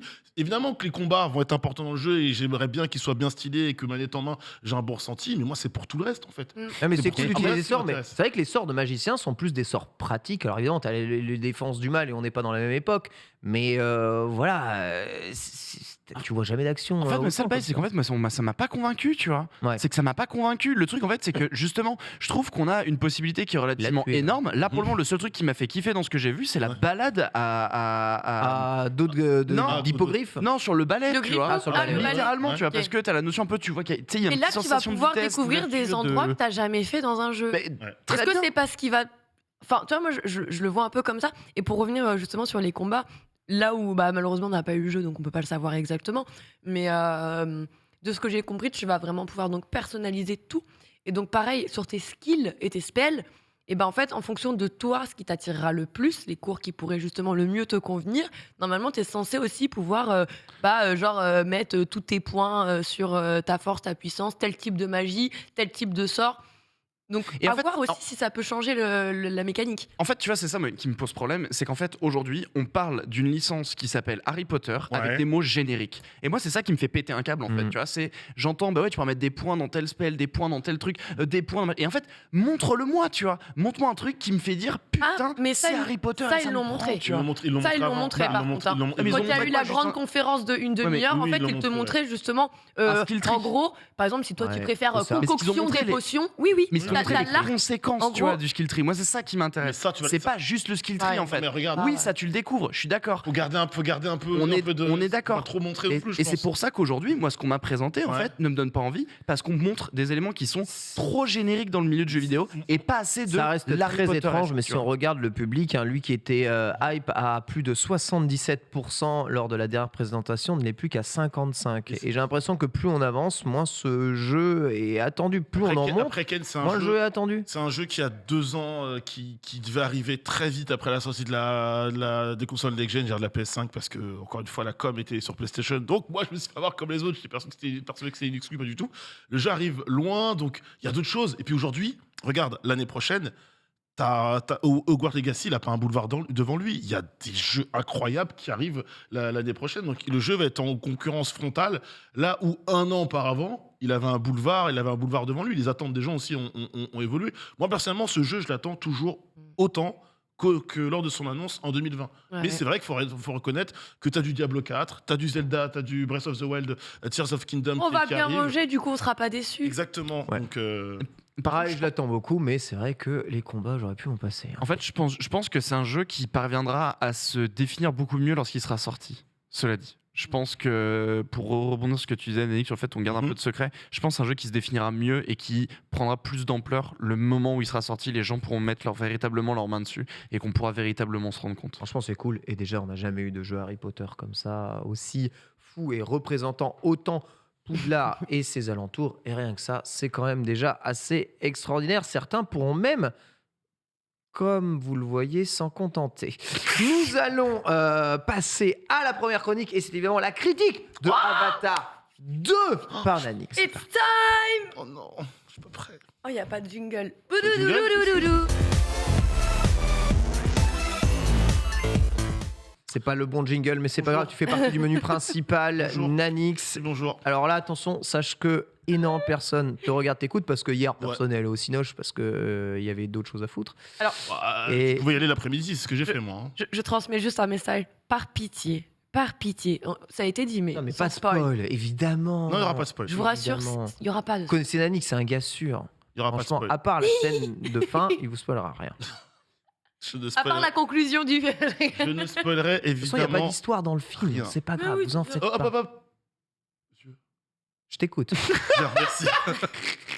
Bon, les amis, déjà une chose très importante avant de parler d'Avatar 2, c'est que j'ai revu Avatar 1 2 fois Oh mon cette pauvre. année. Oh là là. Parce que lors de l'émission, lors de l'émission Halluciné et de No Spoil, on a fait beaucoup de capsules qui s'appellent Côté sur Côté ou alors les films overrated. Et j'ai toujours dit que pour moi, Avatar était un film Oh. surcoté dans sa globalité parce que sur la technique visuelle, sur l'immersion et la réalisation, ça a toujours mis 1000 à tout ce qui avait lieu à l'époque et même après. Par contre, sur le scénario, c'était faiblard comme beaucoup de blockbusters et que fallait pas sur ça, le film devait pas être trop encensé. Donc sachez juste que Nanix, il est pas fan d'Avatar 1. Hein. Il a Non, pas c'est pas spécialement vrai. aimé le Donc, le- s'il il a vous pas spoil, spécialement aimé le film. Il C'est pas reconnaît vrai. le défi technique, mais pour lui, C'est pas c'est vrai. un film Bah non. plutôt moyen. Ah non, c'est là où Donc c'est dans cette non. optique-là qu'il va critiquer Traiter Avatar 2. C'est juste ça- pour ça qu'il oui. vous fait ce disclaimer. Non, non, C'est-à-dire non. que s'il a aimé le 2, c'est que ça Bois doit ton être thé, vachement là, bien. on dire n'importe quoi, là, un petit café, ça suffit, laisse pas finir. L'introduction, elle est importante. C'est vrai qu'en revoyant le film, j'avais omis une chose, c'est que il y a de la magie dans le premier Avatar, mais je trouvais qu'elle n'était pas forcément hyper bien desservie. Cette phrase est importante parce qu'elle va beaucoup revenir dans ma critique d'Avatar 2. Donc on se retrouve 13 ans après, Comeback to Pandora, Ok. évidemment. 13 ans. Dans Avatar 2, enfin 13 ans, pardon. 13 ans entre Année le solaire premier- ou La sortie année, du premier. année 13 ans entre pandoréenne le premier film et le D'accord. deuxième. Plusieurs années, évidemment, se sont Ok. écoulées, elles, dans l'histoire réelle d'Avatar. On retrouve évidemment Jake Sully, Neytiri, qui, du coup, se mettent en couple dans le premier. Et sachez que ce film, j'y reviendrai aussi un petit peu après, donc je l'ai vu hier après-midi, en 3D, en HFR, donc avec 3D high frame, high framerate. avec framerate, voilà, 48 images par seconde. Je suis pas allé le voir en AVP, donc que je dise que du très bon sur le film ou du très mauvais, Combien ça t'a coûté? contrairement... Oh, non, j'ai la carte, je sais. oui, d'accord. Contrairement à ce qu'on pourrait penser, je ne vais pas faire la promotion gratuite du film ou autre, donc comme ça, c'est réglé. Et je l'ai pas vu en projet presse parce que, étant donné que mon petit avait en ce moment des problèmes de santé, compliqué de me rendre Ouais. en projet presse à certains horaires. Donc, j'avais le souvenir d'un film très beau, d'une réalisation à couper le souffle, mais d'un scénar simple, vraiment un conte pour enfants qui n'était pas forcément hyper élaboré. Je vous rappelle qu'Avatar à l'époque avait généré quasiment 2,9 milliards de dollars sans inflation. Faut le savoir, ça c'est important. Et que cette suite avait de gros enjeux, j'y reviendrai un petit peu plus tard. Pour James Cameron, il faut que le deuxième fasse mieux que le premier, évidemment, économiquement parlant. De quoi ça parle? Avatar 2, déjà, donc je vous l'ai dit, on retrouve Jack et Neytiri, et ils ont des enfants, notamment 4 enfants, 3 de leur union, plus un enfant qui... Donc les qu'ils vont- avatars, qu'ils les vont- avatars sont pas stériles. qu'ils Je vont- crois que les avatars qu'ils étaient vont stériles. adopter. Donc 2 garçons, Neteyam et Loak, et 2 filles, Touk et Kiri. L'équilibre du coup est respecté. 2 filles, 2 gars dans la maison. Tout va pour le mieux. Sauf que il y a des incidents assez importants qui se passent au début du film, et toute cette famille doit changer de lieu.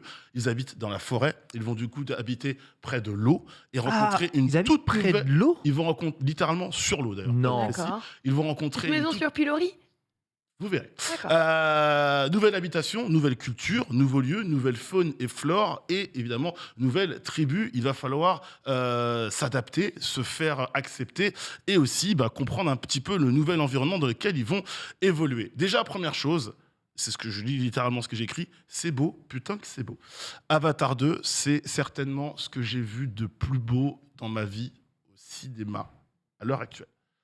J'ai pris ma claque, et j'ai été le premier à douter du fait que, ouais, 13 ans après, est-ce que le James Cameron peut encore me scotcher comme il avait scotché lors du premier film? Ouais, enfin, le gap visuel est très très haut. Franchement, j'étais pas prêt. Alors il faut savoir que James Cameron, on le sait, c'est un réalisateur qui est hyper investi. Donc il a travaillé, je l'ai dit, en HFR. Il a également révolutionné la technique de performance capture, notamment une performance capture sous l'eau. Il faut savoir que c'est ce qui a aussi fait que le film a mis beaucoup de temps à sortir, parce qu'il y a eu beaucoup de millions d'investis pour pouvoir maîtriser cette technologie. Il a bossé avec une caméra, plusieurs caméras, dont une spéciale qui s'appelle la Fusion. Il avait déjà servi notamment pour le premier Avatar. Et les acteurs ont bossé 18 mois en immersion pour le rendu que l'on a dans ce film. Alors le HFR, je vais pas vous mentir, à plusieurs moments j'ai dû enlever les lunettes, parce qu'il y a un petit rendu qui est un peu déséquilibré dans le film. Par moments, le film a un rythme assez normal, et par moments, l'action accélère un petit peu. Et ça fait un petit peu bizarre. Tu sens que d'un coup, waouh, qu'est-ce qui se passe? On a mis le film en x2, c'est Xari derrière C'est la la caméra. HFR ou c'est la quoi 3D que t'ont fait? C'est peut-être les deux, parce que je l'ai vu en 3D HFR, peut-être les deux, mais j'ai dû enlever les lunettes en mode waouh. Et la 3D, est-ce qu'il faut encore forcer avec ça hein Mm. La 3D, enfin, je le répète, Avatar 1 justifiait la 3D, Avatar 2 la justifie aussi. Ah ouais. Moi, j'ai lu. Ouais, d'accord. Ouais, il y a des gens qui disent apparemment faut pas aller le voir en 3D. Bah, moi, je l'ai vu en 3D, j'ai pris ma claque. Hmm. Voilà, donc pour le coup, voilà. Donc techniquement, c'est au-dessus du premier film, clairement. Et la question que je me suis posée pendant les 3 quarts d'heure du film, j'avais le temps, le film dure 3h12 quand même, je me suis dit, mais comment il a réussi à faire mieux visuellement que le premier? Parce que vraiment, Bah, pour le coup, 13 années, hein, voilà. il avait le temps, mais c'est pas... Enfin, tu te poseras, en allant voir le film Ken, je pense, tu te poseras la question en mode, mais là, la qualité de détail, la qualité de texture de la peau, même au niveau de la fluidité, de la CGI, de la façon avec laquelle les avatars bougent, les navis se déplacent. Est-ce qu'il y a le moindre truc réel dans ce film ou c'est un film d'animation? Non, bah, t'as les humains qui sont réels, du coup. Tu as un jeune humain qui vit littéralement avec les navis qu'on découvre tout au long du film. Lui, il est bien réel. Et tu vois, il n'y a pas... Enfin, tu sais, souvent, lorsque tu mets un personnage réel avec un personnage en image de synthèse, tu sens un décalage, même dans l'animation, etc. Là, tu ne le ressens pas. Tu ne le vois pas. C'est-à-dire qu'à plusieurs moments, tu te dis, OK, je suis dans le live action, je suis dans le film d'animation, t'es un peu perdu, mais c'est une perte d'équilibre qui est bonne dans le film. Donc, vraiment, techniquement, bravo à James Cameron. Ça, il faut lui reconnaître. D'ailleurs, j'ai écrit dans mes notes, c'est le plus beau film que j'ai vu de ma vie, voilà. Incroyable. Donc, allez le voir, évidemment, dans les meilleures conditions, Dolby Cinema, IMAX. Vous pouvez vous faire de la 4DX si vous aimez Faut vous mettre le prendre... billet, quoi. Si vous aimez vous prendre de la flotte dans la C'est pas figure. trop bleu? Non, ça va. Moi, j'aime bien. Non, vraiment, c'est. Dit-il vêtu c'est archi de bleu, cool. quoi. Oui, Genre, non, mais lui. le non, mais- mec- J'ai fait exprès en hommage à Avatar, je savais. Ah, mais il est on dans en le parlait troll. aujourd'hui. Il est dans le troll. C'est que t'es Je vais- vrai. Je vais vous parler un peu des points forts et des points faibles du film, selon moi, avant même de parler un petit peu de l'enjeu derrière Avatar. Déjà, donc je le répète, plus beau que le premier. Des plans et une réalisation à couper le souffle. Hein. Forcément, quand tu mets autant d'années à peaufiner ton truc, le résultat, tu as le droit d'attendre qu'il soit au rendez-vous. Et pour le coup, Oui, t'as le droit d'attendre. Voilà, et T'aurais pour pu le être raté. Non mais pour le coup, après on connaît James Cameron, hein. Tu vois les films qu'il a fait. Encore une fois, James Cameron sur la réalisation, Ouais. il n'y a pas grand chose à lui C'est dire. propre, c'est propre. C'est l'un des meilleurs. Donc si ce n'est le meilleur dans certaines catégories, l'un des plus gros points forts du film, je vous l'ai dit, il y a des enfants. et ils sont évidemment au centre des enjeux et de l'histoire. Sauf que je fais partie des gens qui a de plus en plus de mal avec les enfants au cinéma, parce qu'on tombe vite fait sur des clichés, des stéréotypes rebelles, relous, qui écoutent rien, qui se mettent dans les pires situations, etc. C'est peut-être les enfants les moins relous du moment au cinéma Mais non. dans Avatar. Et c'est clairement ce qui me faisait le plus peur. Un teen movie, oui, mais en fait, là où James Cameron s'en sort très bien, c'est que dans l'écriture des personnages, il y a différents traits de caractère. Et je pense que tout le monde va se reconnaître, même à un instant de sa vie, dans les enfants de Jake et de Neytiri. Le thème de la famille, parce que c'est ça qui est important dans Avatar, c'est que c'est une famille que l'on voit littéralement évoluer. Dans le premier, c'est vraiment le héros qui découvre un nouvel environnement, qui s'adapte à une nouvelle tribu, qui change un petit peu son regard sur le monde. Là, c'est toute une famille dans un écosystème différent qui doit s'adapter avec les enjeux et problématiques que ça comporte. Et forcément, on rappelle que nous sommes en fin d'année, c'est les fêtes de fin d'année, ça va parler à tout le monde. Et en vrai, c'est un film qui va rassembler tout le monde, je pense, tout le monde, enfin, du papy au petit-fils ou à la petite-fille ou à la grand-mère. On va kiffer aller voir Avatar en famille, et ça va être plutôt cool. Donc, au thème de la famille, cette méta-famille qui marche plutôt bien. Scénario, faut qu'on en parle, c'était le gros problème du premier Avatar. C'est peut-être là où James Cameron s'en sort un petit peu mieux, vraiment un petit peu mieux. Et surtout, beaucoup plus d'émotions et de magie que dans le premier. C'est-à-dire qu'avec une réale forte à couper le souffle, notamment les plans aquatiques, et de l'émotion portée par cette famille, du coup, recomposée. On rappelle que c'est un humain qui devient véritablement un Na'vi et une Na'vi, qui vont du coup avoir des enfants ensemble. Donc, je vous laisse supposer, évidemment, qu'est-ce qui va se passer pour les enfants, comment ils vont être acceptés, tout ça.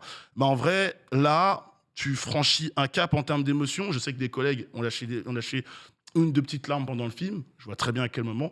Ce n'est pas mon cas. Moi, il m'en faut malheureusement un peu plus, peut-être des décès de parents. Le mec, c'est un vrai dur. Non, mais moi, ma kryptonite à moi, c'est les décès de parents. Voilà. Donc, il m'en faut un petit peu plus pour verser une larme. Mais en l'occurrence, ça c'est fort. Et l'autre dernier point fort que j'ai noté, c'est que dans ce film-là, tu sens que James Cameron, il a mis beaucoup de lui, et il y a beaucoup de références à de nombreux des films qu'il a fait durant sa carrière dans ce film-là. Il y a des plans, littéralement, tu dis, ok, là, c'est une référence à ça, une référence à ça, une référence à ça.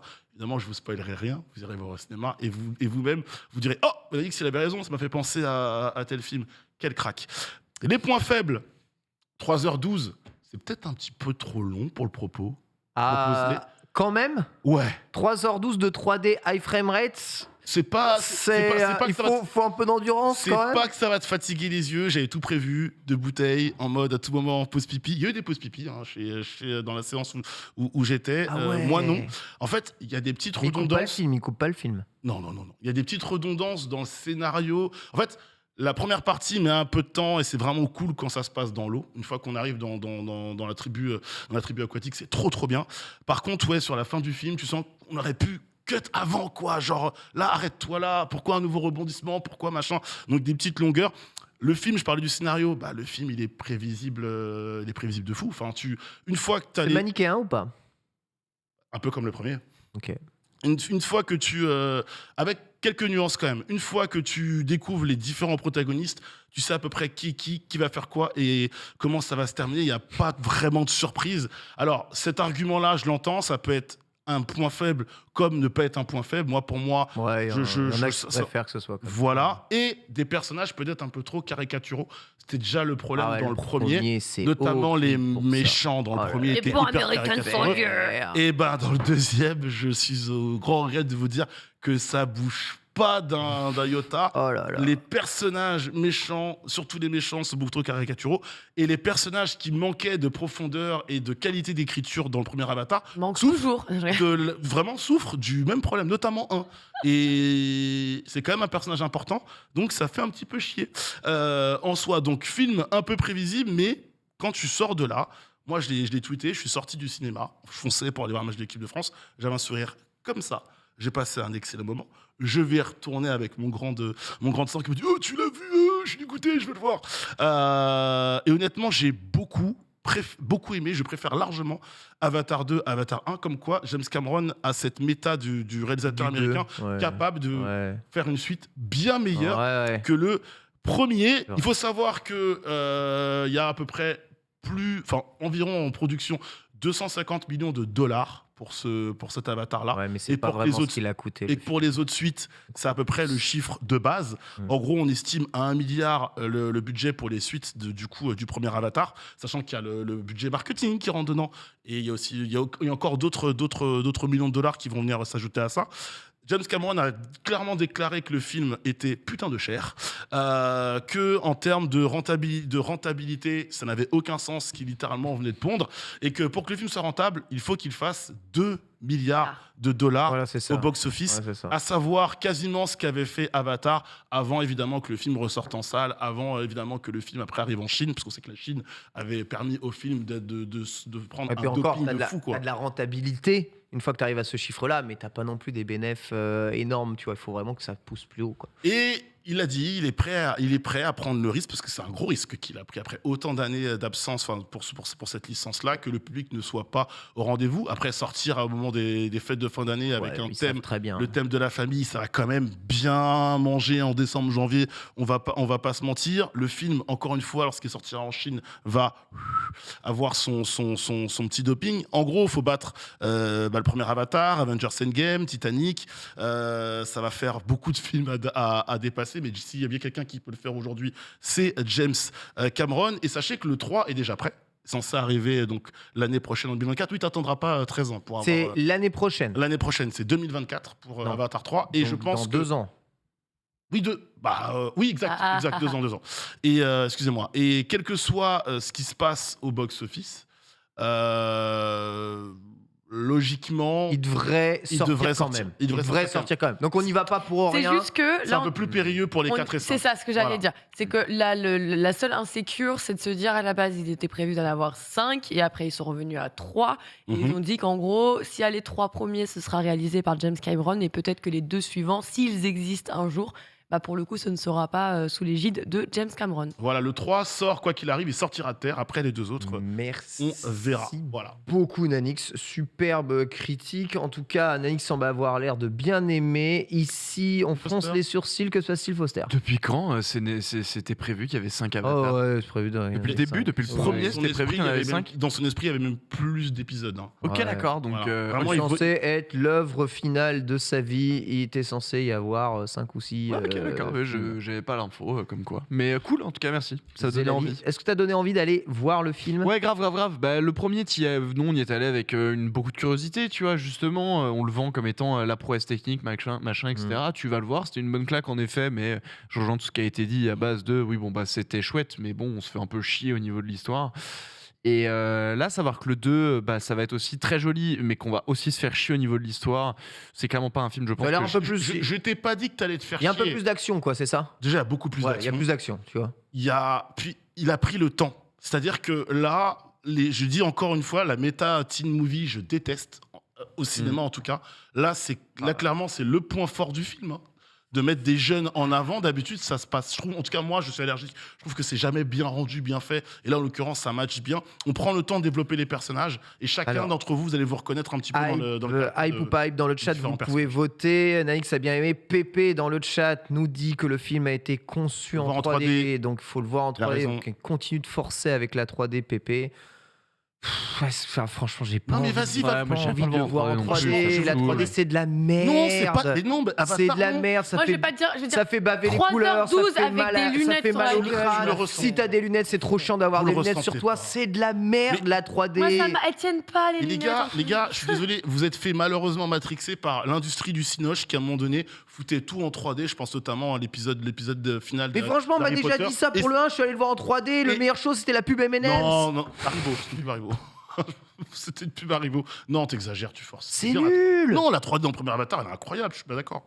C'était il y a 20 ans, il a dit Pépé. Pas d'accord, mais non. Mais non. déjà, Pépé, il y a 20 ans, il me disait la même chose. Ah, c'était incroyable, t'es jamais vu. C'est parce que les autres n'ont pas su faire ce que James Cameron a fait, que c'est pas aussi extraordinaire. On va nous revendre des télé 4K 3D de merde Ah non. dont on servira Ah non. jamais. Voilà, à Ah non, cause de James Cameron, je le dis ici. Mais Et là- récemment, il a taclé les blockbusters pour le manque de profondeur des personnages et de leur écriture.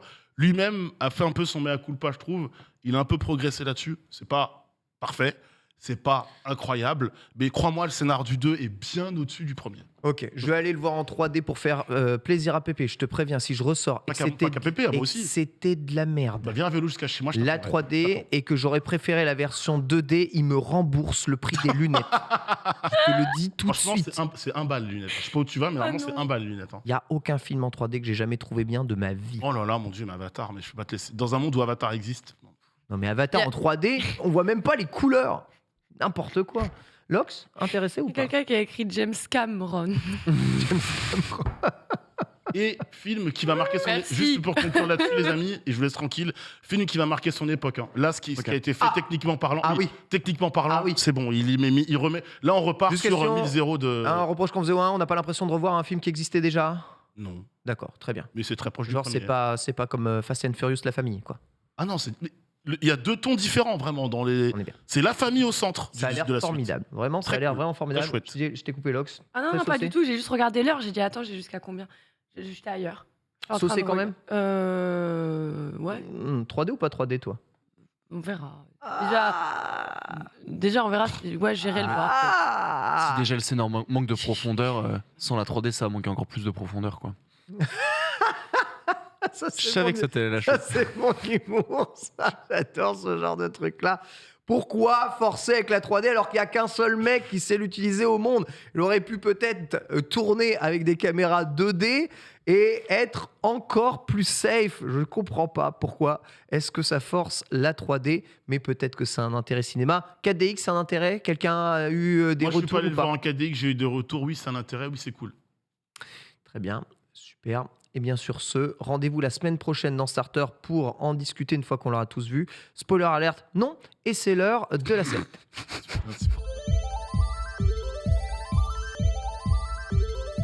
Bon timing. Bon courage. Mais tu peux aller à 35 sans aucun problème. Bon, En oui, vas-y. gros, t'as 15 minutes easy. Ok, on enchaîne alors. Alors, on refait un rappel des titres. On a parlé de Fable aujourd'hui. Fable qui met un peu de temps à sortir. Fable qui est très attendu. Et Fable qui a fait le choix surtout de sortir et de se développer sur un moteur qui est plutôt le moteur voilà, de Playground qu'on connaît plutôt pour Forza Horizon. Pardon. Dernier titre, hein, Forza Horizon 5 en tout cas. Oui, pourquoi pas passer des courses, des pistes, un RPG, why not? Moi je vote pour, quoi qu'il en soit, prenez votre temps et sortez-nous cette pépite. On est revenu sur les rumeurs, les Superman, des Henry Cavill avec ou sans. On savait pas, on n'était pas sûr. James Gunn a annoncé des choses, James Gunn a démenti, James Gunn redit encore la même chose en disant c'est vous qui avez pas compris. Voilà, comme d'habitude, de toute façon. Un reboot du côté de chez DC. Finalement, Henry Cavill ne réinterpréterait pas, ne réincarnerait pas Superman. Mauvaise nouvelle, votre Man of Steel va-t-il disparaître déjà qu'il a quitté son rôle de Witcher? Aïe aïe aïe. Après on a enchaîné avec la nouvelle vidéo de gameplay autour de Hogwarts Legacy. Oui, voilà, on voulait savoir si le jeu des apprentis mages noirs valait la peine. Est-ce qu'il vous a hypé? Est-ce qu'il vous a rassuré au vu des derniers extraits qu'on a pu voir? Alors un peu de combat, beaucoup de personnalisation. Normalement, vous allez pouvoir vous faire plaisir avec ce titre qui, on le rappelle, sortira le 10 février sur console et puis bien plus tard sur Xbox One, PS4 et très tard sur les rétro gaming type Nintendo Switch. Voilà. Merci Bah. beaucoup Lox, on va passer au reste de l'actualité. Oui. Du coup, en commençant immédiatement par God of War. Exactement, God of War qui, ça y est, officiellement, bien qu'on s'en doutait au vu des demandes de Cory Barlog sur Twitter en mode s'il vous plaît, Netflix, faites-moi une série. Netflix n'en a eu que faire. Heureusement, Amazon est là pour les rattraper, leur dire écoute, nous on a vu ton tweet, nous on aime ton jeu, nous on va te produire. Voilà, on va avoir le droit donc à une série live action officiellement.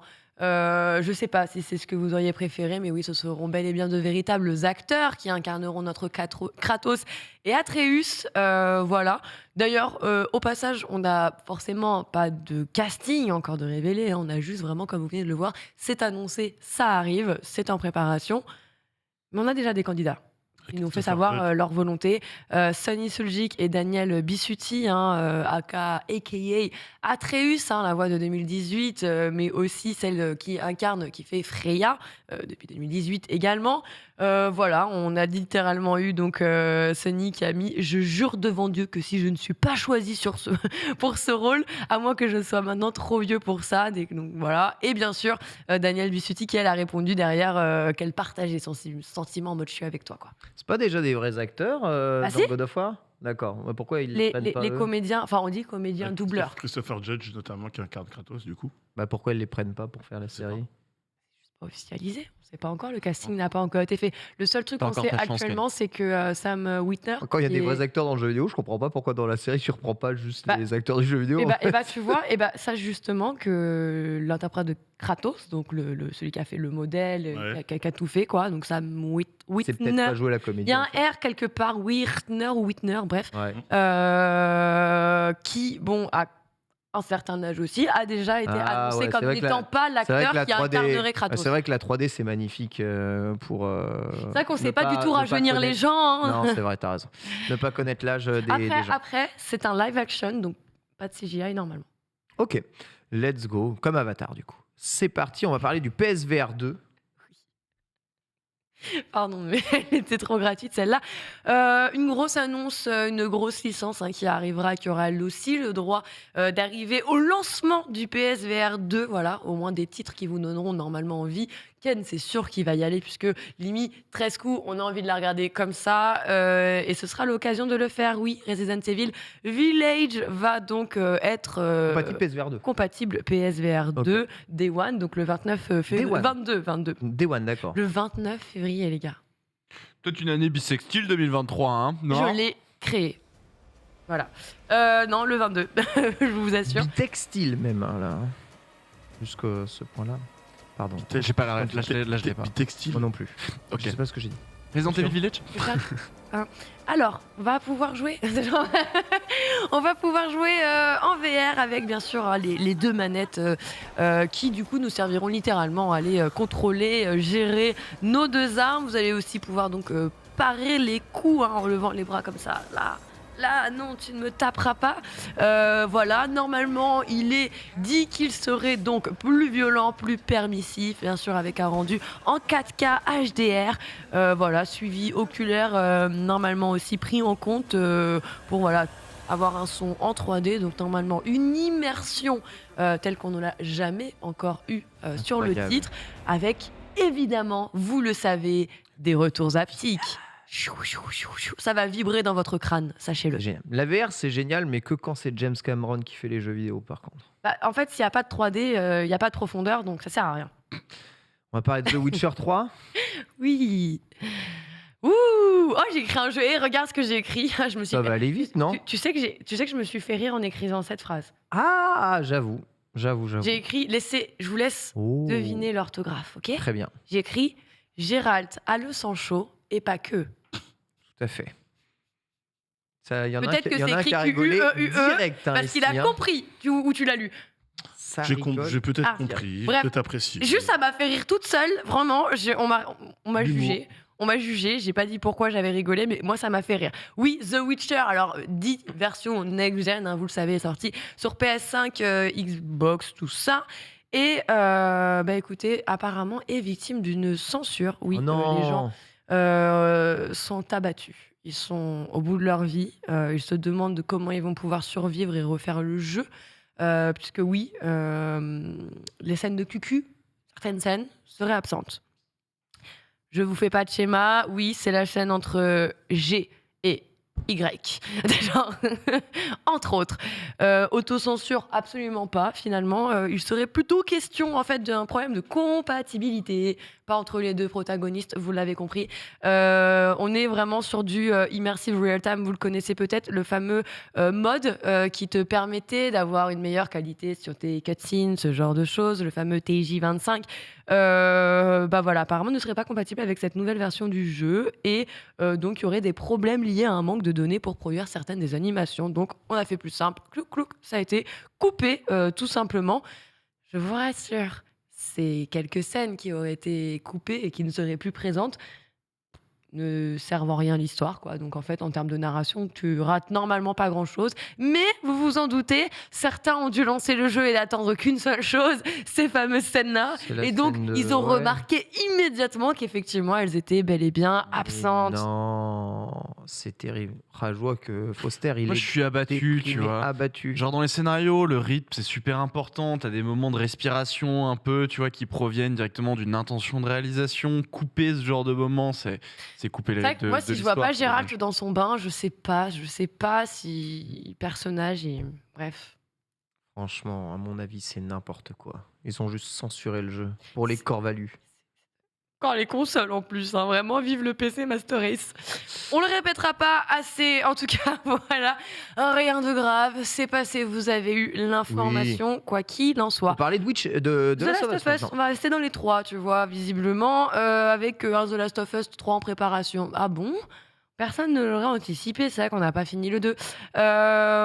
Oui, bon, au moins c'est cool. On sait qu'il y a beaucoup de projets autour de la licence.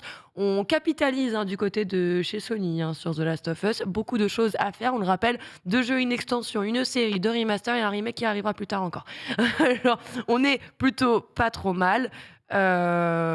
C'est plutôt cool. Alors, une annonce dont on se doutait. Neil Druckmann avait dit qu'il se passerait pas mal de choses autour. On avait entendu parler du fameux projet avec le multi, entre autres. Et là, c'est viewer Anon qui donc a posté, a tweeté en nous annonçant qu'effectivement, il serait bel et bien en préparation, une suite, la partie 3 ou pas. Super, par contre, on vous rassure, c'est vraiment pas pour demain, c'est pas avant 2025. C'est les pas prévisions. avant le remake de la partie 2, surtout. Oui. Sur la même console. Tout à fait, C'est important. au moins. 80 €. Tu achètes ou pas? Peut-être.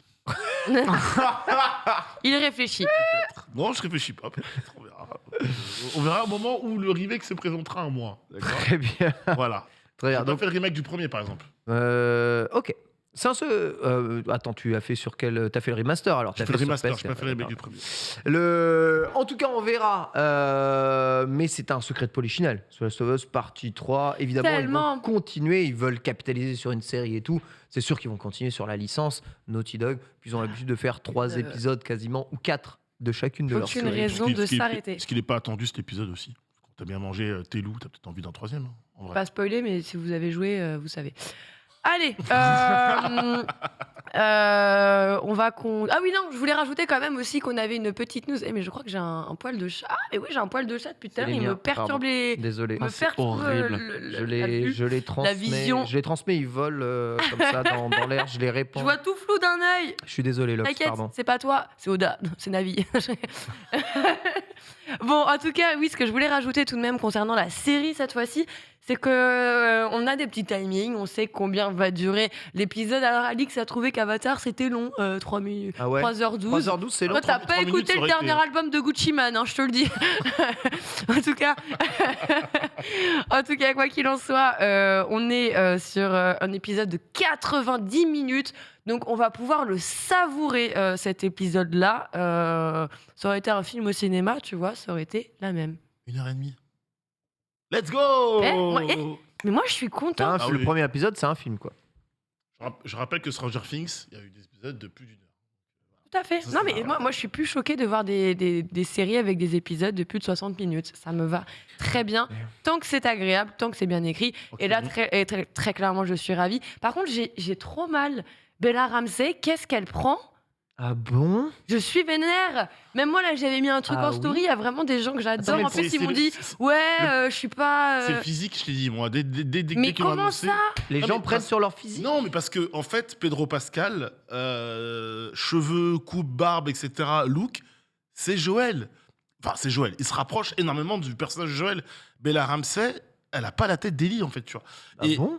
Bah non. Et va. après, moi, là où je vais pas plus loin dans mon analyse, c'est que tout le monde me le dit, et Lox la première, tu verras, c'est une actrice Elle de est ouf. elle joue trop bien. incroyable. Elle Donc, est, mais. je- Et du coup, c'est ce que j'ai répondu aussi. J'attends juste d'être surpris. Tu vois, J'ai juste hâte toujours que ça vous en tête. voyez son. En fait, C'est là où, en fait, c'est pour ça que je dis que ça me fait mal. C'est parce que je vois tout ce qu'elle est en train de manger, alors Mais que personne n'a personne vu n'a encore vu l'épisode. la série. Ah ouais, c'est Et que ça. je sais parfaitement, pertinemment, je peux mettre enfin, bon, j'espère, hein.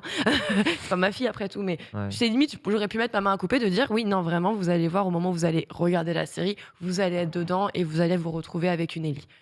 Maintenant, si tu ne connais pas sa carrière, que tu ne l'as jamais vue dans des films ou dans des séries, effectivement, tu ne connais pas son acting. Je trouve que c'est l'une des actrices les plus talentueuses de sa génération, littéralement. Bref, on verra tout ça. Ok. On verra pour la suite, en tout cas, vivement la sortie. Voilà. Bref, on va enchaîner. Je lisais les commentaires, c'est terrible. On va enchaîner avec une autre annonce, un jeu qui va adorer Ken, évidemment. Et moi, c'est Un jeu de la Bluebird Team, n'est-ce pas que tu l'attends? Ah ouais, j'attends de ouf. T'as tellement hâte en plus de ça. Peur. Lumineux. Ce sera très lumineux.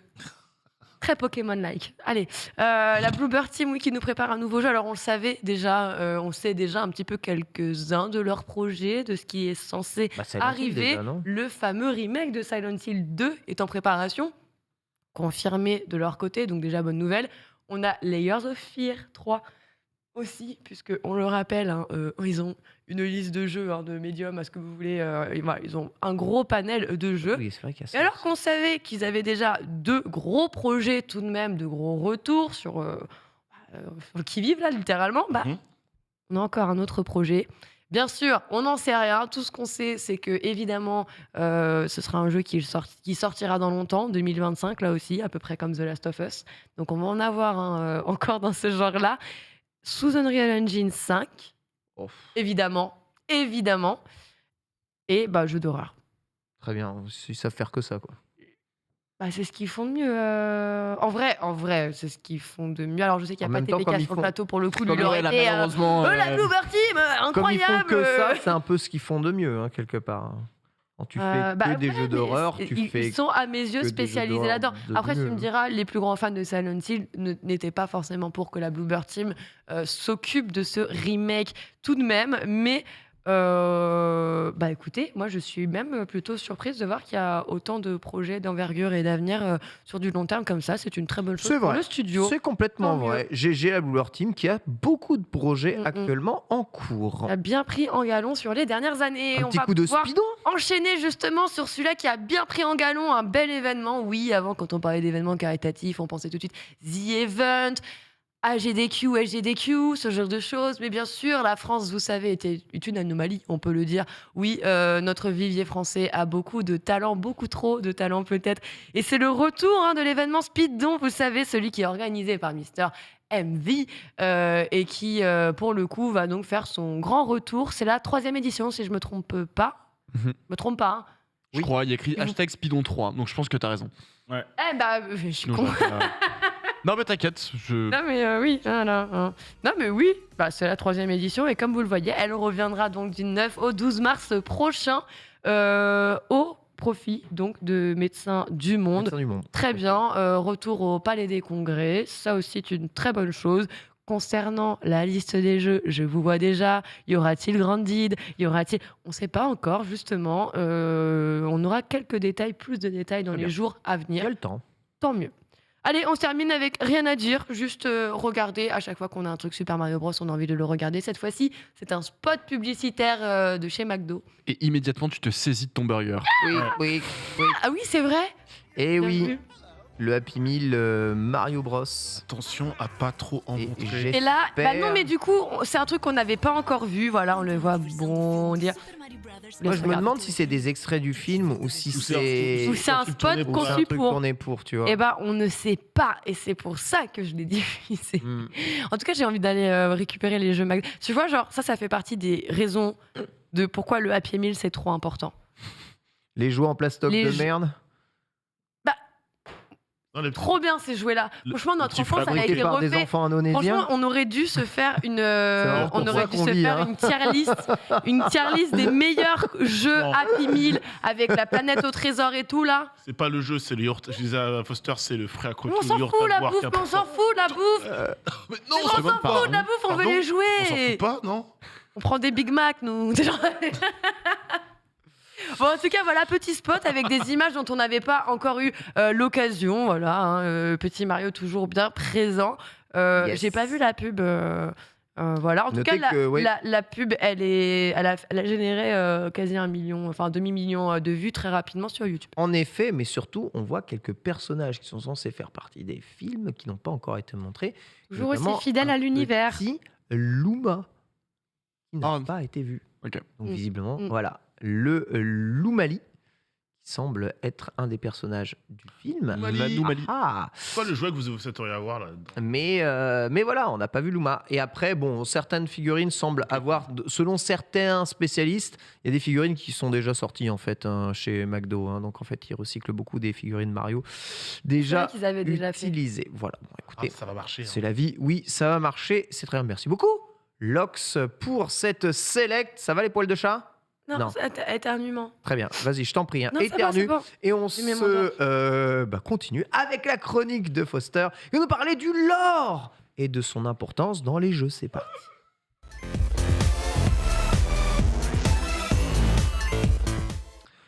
Alors, mon bon Foster, apprends-moi, moi vieille aigrie, à quoi ça sert l'histoire dans les jeux vidéo?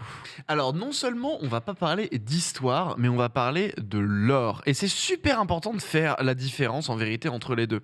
Donc, petite question d'ailleurs, est-ce que vous savez c'est quoi le lore? Est-ce que vous savez d'où ça vient? Moi, c'est l'univers d'un jeu vidéo et Une licence. ou d'une licence. Licence. Ouais, c'est ça. L'univers, c'est un peu son histoire, mais pas l'histoire dans l'histoire, l'histoire qu'il y a autour. Moi, c'est l'écosystème. C'est les personnages, ça va être l'environnement. Par exemple, quand ça va être quelque chose de très politique, ça va être les différentes classes, etc., les différents partis.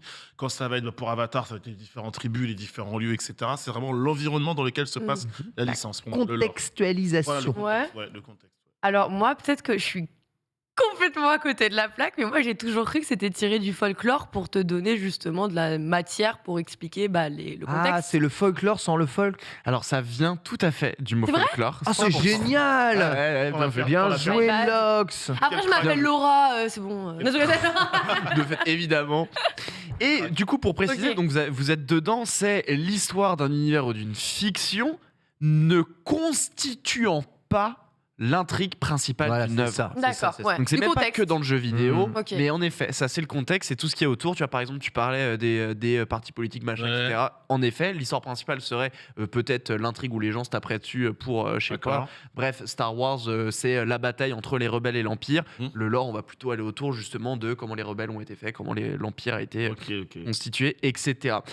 Faut se dire que dans un jeu vidéo, ok, il y a énormément de choses. Ça va évidemment tout d'abord à des lignes de code, la programmation en veux-tu, en voilà. Évidemment, il y a donc du game design, il y a de la direction artistique, il y a un scénario et il y a également de fait un univers ou un lore que l'on vient de définir ensemble. Donc on ne parlera pas forcément de scénario même, mais bel et bien d'univers. Et justement, d'ailleurs, en parlant d'histoire et de scénario, c'est là où le lore parvient déjà à aider. Le but ici dans cette chronique, c'est qu'on va définir du coup à quel point, pourquoi c'est important d'avoir un lore qui est travaillé et comment ça peut influencer certains points.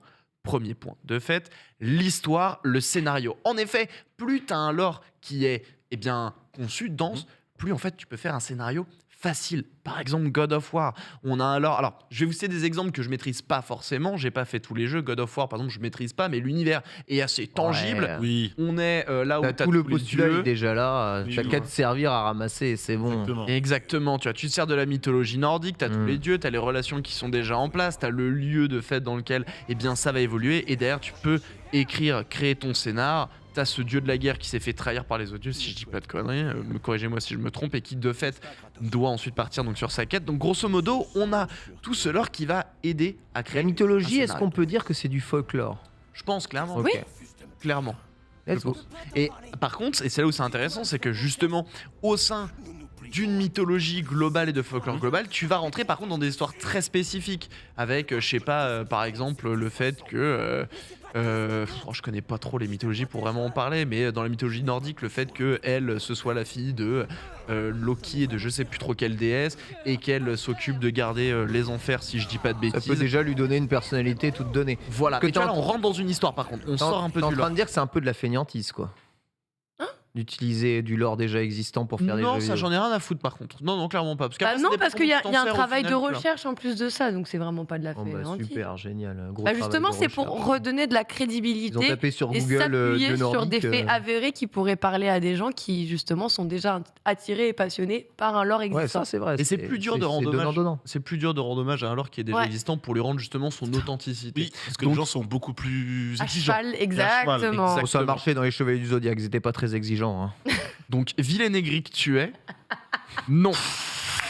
Ah là, il est exceptionnel, j'adore. Vas-y, Un Foster. autre point vas-y. sur lequel c'est évidemment utile, c'est également la direction artistique. Oui. Une direction artistique Ah oui. qui devient plus cohérente. Alors on va prendre l'exemple de Resident Evil là-dessus, avec évidemment, oui, on est dans, eh bien, alors là, là je jongle un peu parce que on est sur, on vit toujours en fait l'univers de Resident Evil dans cette espèce de huis clos, donc c'est difficile de véritablement avoir ce côté un peu Ouais. tangible de l'or, mais mine de rien, on a forcément cette Côté univers qui va être très sombre. Umbrella, d'où part tout ça, pourquoi on est dans cette situation. Exactement. Le contexte. Avec un environnement qui est très sombre, du sang un peu partout, différents qu'ils font éléments qui vont être... En fait, on arrive dans un lieu dans lequel on sait qu'il y a déjà eu un saccage, donc on va voir par exemple, je sais pas, c'est des feuilles qui vont traîner ou n'importe, enfin bref, cette ambiance un peu sombre, sale, c'est justement du coup ce lore justifie. peut aider à ça. Exactement. On va aller justement un peu plus loin dans la notion de direction artistique, en rentrant sur la notion de level design, mais encore plus du level art. Alors on parle de level artiste dans l'idée pour créer des décors par rapport à des niveaux. Le level design, c'est véritablement, on va penser mécaniquement, quel va être le chemin du joueur, quel va être, eh bien, peut-être qu'on appelle ça le puzzle à devoir résoudre pour le joueur. pour aller d'un point A à un L'expérience que point tu vas donner B. sur le niveau. Et le level art, par contre, c'est habiller cet environnement. Ok, ça va être amener différents éléments. Et on va prendre du coup l'exemple. Alors là, j'en fais. Sachez que si jamais je m'étais écouté, je vous aurais balancé du From Software absolument partout. Mais je vous mets quand même du coup un petit moment Hein, de From Software, Dark Souls les 3. professionnels du lore, hein, on le rappelle, ramasser un petit bout de papier et aller lire. Moi, je suis turbo fan. Et justement, dans une anecdote d'un point de vue du coup de level art dans Dark Souls 3, si on peut l'afficher s'il vous plaît, c'est le moment où on est dans le marais de je sais plus trop quoi, et tu te retrouves à trouver des cadavres de champignons, des personnages en fait qui étaient dans le 1, littéralement étant dans cette zone, et d'un coup tu les vois, ils ont rien à foutre là, mais tu les vois là. Et pourtant c'est très intriguant, et du coup parce que le lore est très bien écrit et très appuyé, on sait que par un rapprochement ici, c'est peut-être une ancienne zone de Dark Souls 1 qui a évolué avec le temps, qui est devenu un peu dégueu. Tu vois du coup ces personnages-ci que tu croisais dans ce lieu. Pour aller un peu plus loin en termes de level design, à côté de ça, tu as un coffre avec un item qui évoque le lieu justement précédemment. Donc d'un point de vue level design, level art, le lore est important parce qu'il peut appuyer à amener cette cohérence. Elle aide aussi d'un point de vue game design. Ça paraît con comme ça, mais si je vous parle par exemple Into the Breach, ok, Into the Breach, vous êtes des voyageurs, enfin vous êtes dans un univers où il y a des espèces de gros insectes absolument infects, compris domination de la Terre. Vous êtes des gens qui avaient réussi à créer des espèces de grands robots, des espèces de grands mechas qui affrontent ces insectes, mais vous avez surtout créé la capacité de voyager de dimension en dimension. Et en fait, ici, la notion de défaite, de game over et de fin, c'est pas juste un jeu où tu perds une vie, dommage. Non, c'est une timeline que tu n'as pas réussi à sauver. Ou alors, c'est une timeline que tu as sauvée. Donc, d'un point de vue game design qui est on justifie la défaite ou la victoire, cette dernière peut être justifiée dans cet univers concret par le lore. Donc, il y a évidemment tout un tas d'autres exemples qui pourraient être cités, mais je vous prends celui-là. Le lore, ça aide également, si on recoupe un peu avec ce qu'on a dit, avec justement la notion de level art, etc., la notion de cohérence, ça amène en fait sur une sensation d'exploration qui est juste assez énorme.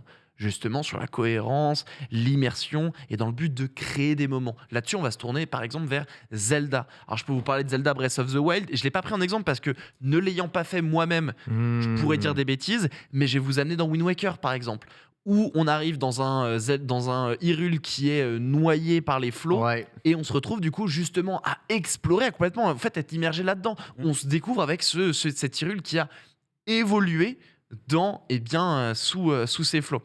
On en parlait hors caméra avec Ken, Breath of the Wild également, qui va évidemment ils sont forts pour te rappeler ce qu'il y avait avant, alors que tu sais pas quoi en fait, et que tu arrives 100 ans après dans l'environnement. Donc là, on a pris des points un peu basiques, grosso modo, de la lore. Et là, je vais me tourner vers vous. Est-ce que vous, par exemple, dans ce que je vous ai présenté pour le moment, vous avez des échos, des éléments de jeu qui vous font tiquer et qui vous font dire « Putain, c'est vrai que parce que justement, l'univers était assez étendu, assez précisé, ça a évoqué, ça m'a fait créer des Moi, moments. je suis un immense fan de Final Fantasy. Sans le lore créé dans Final Fantasy, le lien qu'il y a entre les cristaux et leur signification dans Final Fantasy et toute la mythologie des espers qui est autour, qui est inspiré par contre de différents types de mythologie à droite à gauche rassemblées dans un jeu. Sincèrement, d'un FF à l'autre, je ne saurais pas que c'est un FF s'il n'y avait pas ça. Sincèrement, Les invocations. tu me retires. Oui, c'est ce que les espers, Voilà, c'est ça, c'est ce que ça. j'appelle les espers. Mais sans ça, tu passes d'un JRPG à l'autre sans qu'il t'ait vraiment de lien Final Fantasy-esque, tu vois, mis à part le design de Nomura des fois. Donc heureusement que c'est là, parce que ça me donne le sentiment d'être dans un Final Fantasy. Et des fois, quand tu arrives, que tu trouves une arme ou que tu trouves un truc un peu décalé qui fait référence à d'autres Final Fantasy, tu sais que tu n'es pas dans le même univers, mais tu sais que tu joues un Final Fantasy. Et ça te fait plaisir, ne serait-ce que pour le rappel de ce qu'est la licence. Tu as un peu l'impression de jouer à des jeux qui sont tous cohérents les uns avec les autres, sans pour autant qu'il n'y ait aucun lien entre chaque épisode. Nanix. Je pense à 2 jeux, je pense un peu à des éléments qu'on a dans Telou 1 et Telou 2, mais surtout en ce moment je fais God of War. Donc, j'ai fait le 2018, là je fais Ragnarok actuellement. D'ailleurs, mon chat me l'a reproché, m'a dit ouais, ce serait bien que tu les fasses pour le lore, c'est important. Et j'ai dit attends, c'est tellement dur. Elles m'ont cassé littéralement le cul la fois où je suis parti les voir, donc je vais finir d'abord le sort principal, j'y retournerai, c'est les Valkyries. Il y a Valkyrie dans God of War qui amène des éléments en plus. Donc la seule que j'ai affrontée m'a fait trop mal. Donc j'ai très peur d'y retourner. Mais même en fait, les discussions que tu vas avoir avec certains PNJ dans le jeu qui sont plus que des PNJ puisqu'ils ont une interaction en plus réelle dans le jeu, ils t'amènent des éléments, ne serait-ce que par rapport aux armes que tu vas récupérer, aux gens que tu vas voir, aux cristaux, aux items que tu vas récupérer. Moi en fait, souvent, je suis le genre de joueur, je ramasse un truc, il y a un texte. Je dis et je passe. Moi, je préfère qu'en fait, ce soit raconté dans une discussion. Et c'est là où je trouve God of War est plutôt subtil. C'est que tu vas ramasser les objets, tu vas avoir des indications, mais en même temps, un peu plus tard, on va te reparler de cet objet-là dans une discussion et on va un peu t'expliquer à quoi il sert et quel est vraiment son impact sur le reste du jeu. Donc ça, je trouve ça plutôt cool, ouais. C'est vrai que le lore n'est pas forcément donné, retranscrit. Il n'est pas forcément non plus retranscrit de la même manière d'un jeu à un autre. Lox. Bah, moi, forcément, j'y suis attachée de fou, mais peut-être pas de la même manière. Moi, c'est pas pour me ressentir. Là, genre, sur The Elder Scrolls, tu vois, moi, mon impératif du lore, il est pas là. Moi, c'est plus sur la compréhension. Et bah, quel a été le contexte prévu qui fait qu'en fait, je vais encore plus m'attacher au personnage, encore plus comprendre qu'est-ce qui amène la personnalité de telle personne, pourquoi le monde il est devenu comme ça. Je crois que l'une des premières fois où je me suis vraiment intéressée au lore, c'était, alors vous foutez de ma gueule, mais je m'en fous, Call of Duty. Oui, Call of Duty. Typiquement, j'aimais beaucoup tout ce qui était sur Black Ops et c'est con, mais comprendre pourquoi il y a un nounours dans le coffre et pourquoi il y a un rire d'enfant, tu vois. Ah, ah, ah, ah, ah, ah, ah. En fait, d'aller chercher ce truc-là, ces infos-là, découvrir qu'en fait, il y a un docteur qui a fait des expériences et qui machin et que ça fait ci et ça. Bah, genre, moi, c'est ce qui va faire qu'après, derrière, je vais avoir une attache particulière avec la licence ou pas. Je trouvais que, par exemple, Overwatch avait réussi à créer un lore qui nourrissait, qui justifiait et qui argumentait un certain gameplay, un certain... toi, c'est con, mais t'as les voice lines du jeu. En fait, tu comprenais pourquoi les voice lines de tel type de personnage étaient construits comme ça, pourquoi tel type de personnalité était comme ça, suite à leur histoire, suite à des fiches un petit peu explicatives. Donc, moi, je suis plus attachée au lore sur ce paramètre-là que dans ma propre expérience de jeu où je vais aller découvrir chaque petit aspect au fur et à mesure. Ok. Donc, on l'a vu, du coup... Le lore, c'est très important d'un point de vue jeu, d'un point de vue sensation joueur, d'un point de vue immersif, etc. Mais en fait, on va prendre maintenant une autre diagonale, c'est que c'est également très important même pour la licence. Tu as cité Final Fantasy tout à l'heure et je t'en remercie. Ouais. C'est qu'en fait, plus le lore est préparé et solide, le lore, c'est une base univers sur laquelle on crée des histoires et des scénarios, plus il est évident et facile de créer des suites. Ouais. Final Fantasy en fait partie. Je vais citer Pokémon, parce que la lore de Pokémon, c'est simple. T'es dans un monde, t'as des monstres, tu les captures. Point barre. Et de là, tes scénarios, tu les crées après comme tu veux. Alors après, t'as un lore évidemment qui va se développer avec les Arceus, les machins, les etc. Et tous les Pokémon mythiques qui bidule chouette. Quoi qu'il en soit, le lore de base et le plot de base, en vérité, t'es dans un univers avec des monstres que tu peux capturer et te battre avec. il est là, il est solide, et c'est parti, tu peux faire les scénarios que tu veux. Mais là où c'est aussi très important, c'est que ça permet de faire des adaptations. Et je parle d'adaptations dans d'autres formats. Tu as cité The Last of Us, c'est pas pour vrai. The Last of Us, justement, fait une série. On a cité God of War, c'est pas pour un God of War, c'est une série. On a eu Sonic, c'est pas pour rien que ça a été de la merde. Parce que malheureusement, en fait, on n'a pas un lore qui est forcément des plus développés le et lore des de plus Sonic, solides. ouais. Il est relativement léger et on essaye de le mixer un peu dans un espèce d'entre-deux et ça fonctionne difficilement. Il faut se dire également que ce genre d'adaptation et ce genre de développement justement, n'existe pas que dans le jeu vidéo. On a pris l'angle de jeu vidéo pour entrer dedans, mais c'est pas ça le plus important en vérité. C'est juste de se dire que l'importance d'un univers peut amener à tout un tas de scénarios. Lord of the Ring, Le Seigneur des Anneaux. Il y a des bouquins juste sur les univers du truc qui ont donné les histoires du Seigneur des Anneaux. Pour le lore, qui ont donné- on amène Ro, sinon. Des bouquins, on amène Manro. Parfait. Oui, Seigneur des Anneaux. Ah, ça, c'est des trucs vraiment très complexes. Bah, Harry C'est- Potter, Quand on arrive au Seigneur oui. des Anneaux, c'est des trucs ultra développés avec Très avec complexe, des mais idées très partout. complet du coup. C'est de la, Aussi. c'est la grosse fanfiction bien écrite, quoi. Mais qui permet du coup derrière de faire tout un tas de séries, Ouais. enfin, tu as De d'histoires. produits sur lesquelles dérivés, ouais. C'est solide. Tu sais pourquoi il y a les aigles à la fin du 3, tu sais pourquoi. C'est d'ailleurs pour ça que les gens se plaignent en fait. Quand les adaptations, ils disent oh, vous respectez pas le lore ou Ouais. il y avait mieux à faire ou bah, dans le lore il y a ça, pourquoi il n'y a pas ça. En fait, c'est ce que je disais, c'est que Comme dès si qu'il y c'était a- un bouquin de règles que tu ne peux pas, Non, mais c'est immuable. Non mais il a raison. Tout à l'heure, Foster l'a dit, c'est que quand tu pars sur quelque chose déjà établi, déjà de connu, Ouais. quand tu l'adaptes, les gens sont encore plus, Encore sont plus dedans, ouais. Moi le premier, hein, t'es encore plus exigeant. Est-ce que vous pouvez juste mentionner le nom de Warcraft parce que je crois que les gens ils souffrent. On l'a pas War mentionné. quoi Je connais pas. Ah, c'est mince. quoi c'est- Attends, je vais appeler Sam Vostok vite fait. je suis désolé, le chat je l'ai pas du tout. Warcraft, Ouais. je regarderai. Ah, mais Non, je sais. navré, évidemment, j'ai pas tout Non, mais mis, je suis on va pas navré. tous les mentionner, ils sont tellement nombreux. Mais par contre, cela dit, en effet, vous faites très bien de le citer parce que non seulement en effet, évidemment, ça va du bouquin au jeu, il y en a une tétrachier, plus adaptation film, on attend la suite d'ailleurs. En tous les cas, là, et pour conclure surtout cette chronique, il faut noter que le lore n'est pas pour autant, malgré toute son importance, malgré le fait que c'est la base d'un univers, etc., le lore n'est pas la première chose, le premier élément à construire. Un jeu doit d'abord d'être fun, on va peut-être partir sur des mécaniques, sur des Ça, c'est intentions de vrai. réalisation. Ouais. Le lore n'est pas la première chose. Un bon lore n'est pas égal à un bon jeu. Et au même titre qu'un mauvais lore n'est pas égal à un mauvais jeu ouais. du tout. Un lore va aider et va permettre, mais n'est pas essentiel. Mario, Hmm. tu vois, il n'y a pas de lore. Street Fighter, Street Fighter, il tu vois, existe, mais franchement, il est pas très bon. on est d'accord. Mais ça pourtant- permet de se raccrocher, Et tu vois. pourtant, Ça peut Ouais. s'approcher, mais Ça permet de se raccrocher à des trucs. l'élément surtout, c'est que le lore, ça peut apporter ce tout petit plus nécessaire qui va faire passer un bon jeu Mhm. en un chef-d'œuvre. Et c'est pas pour rien justement que, étant gros fan de From Software, c'est grâce notamment justement à ce lore. Aussi la façon dont il est compté, mais ça c'est plus un choix personnel, mais sur cette notion de lore, sur une notion où justement c'est pas juste un jeu, tu fais pas juste des roulades, tu tues pas juste des monstres, non, là tu viens de taper un boss qui était excessivement présent, important. On l'a rappelé tout à l'heure, ça crée des moments qui sont spécifiques, Mhm. ça crée justement cette temporalité, enfin cette suite d'un jeu à l'autre quand tu parlais des Final Fantasy, et du coup ça peut créer aussi justement cette importance, tu dis ok cette fois-ci on a pris ça de ce côté-là au niveau du lore, Ouais. et on est dans cet univers, dans ce monde, dans cette histoire, dans ce scénario. On est au milieu de toutes ces batailles de cet univers de Lord of the Rings et au final, on a suivi un tout petit Hobbit avec cet anneau très spécifique. Et c'est ça qui rend juste la chose absolument fantastique. Donc le lore a une importance, je pense, des plus capitales. D'autant aujourd'hui, on a un peu plus de temps pour justement pouvoir faire développer les choses. Mhm.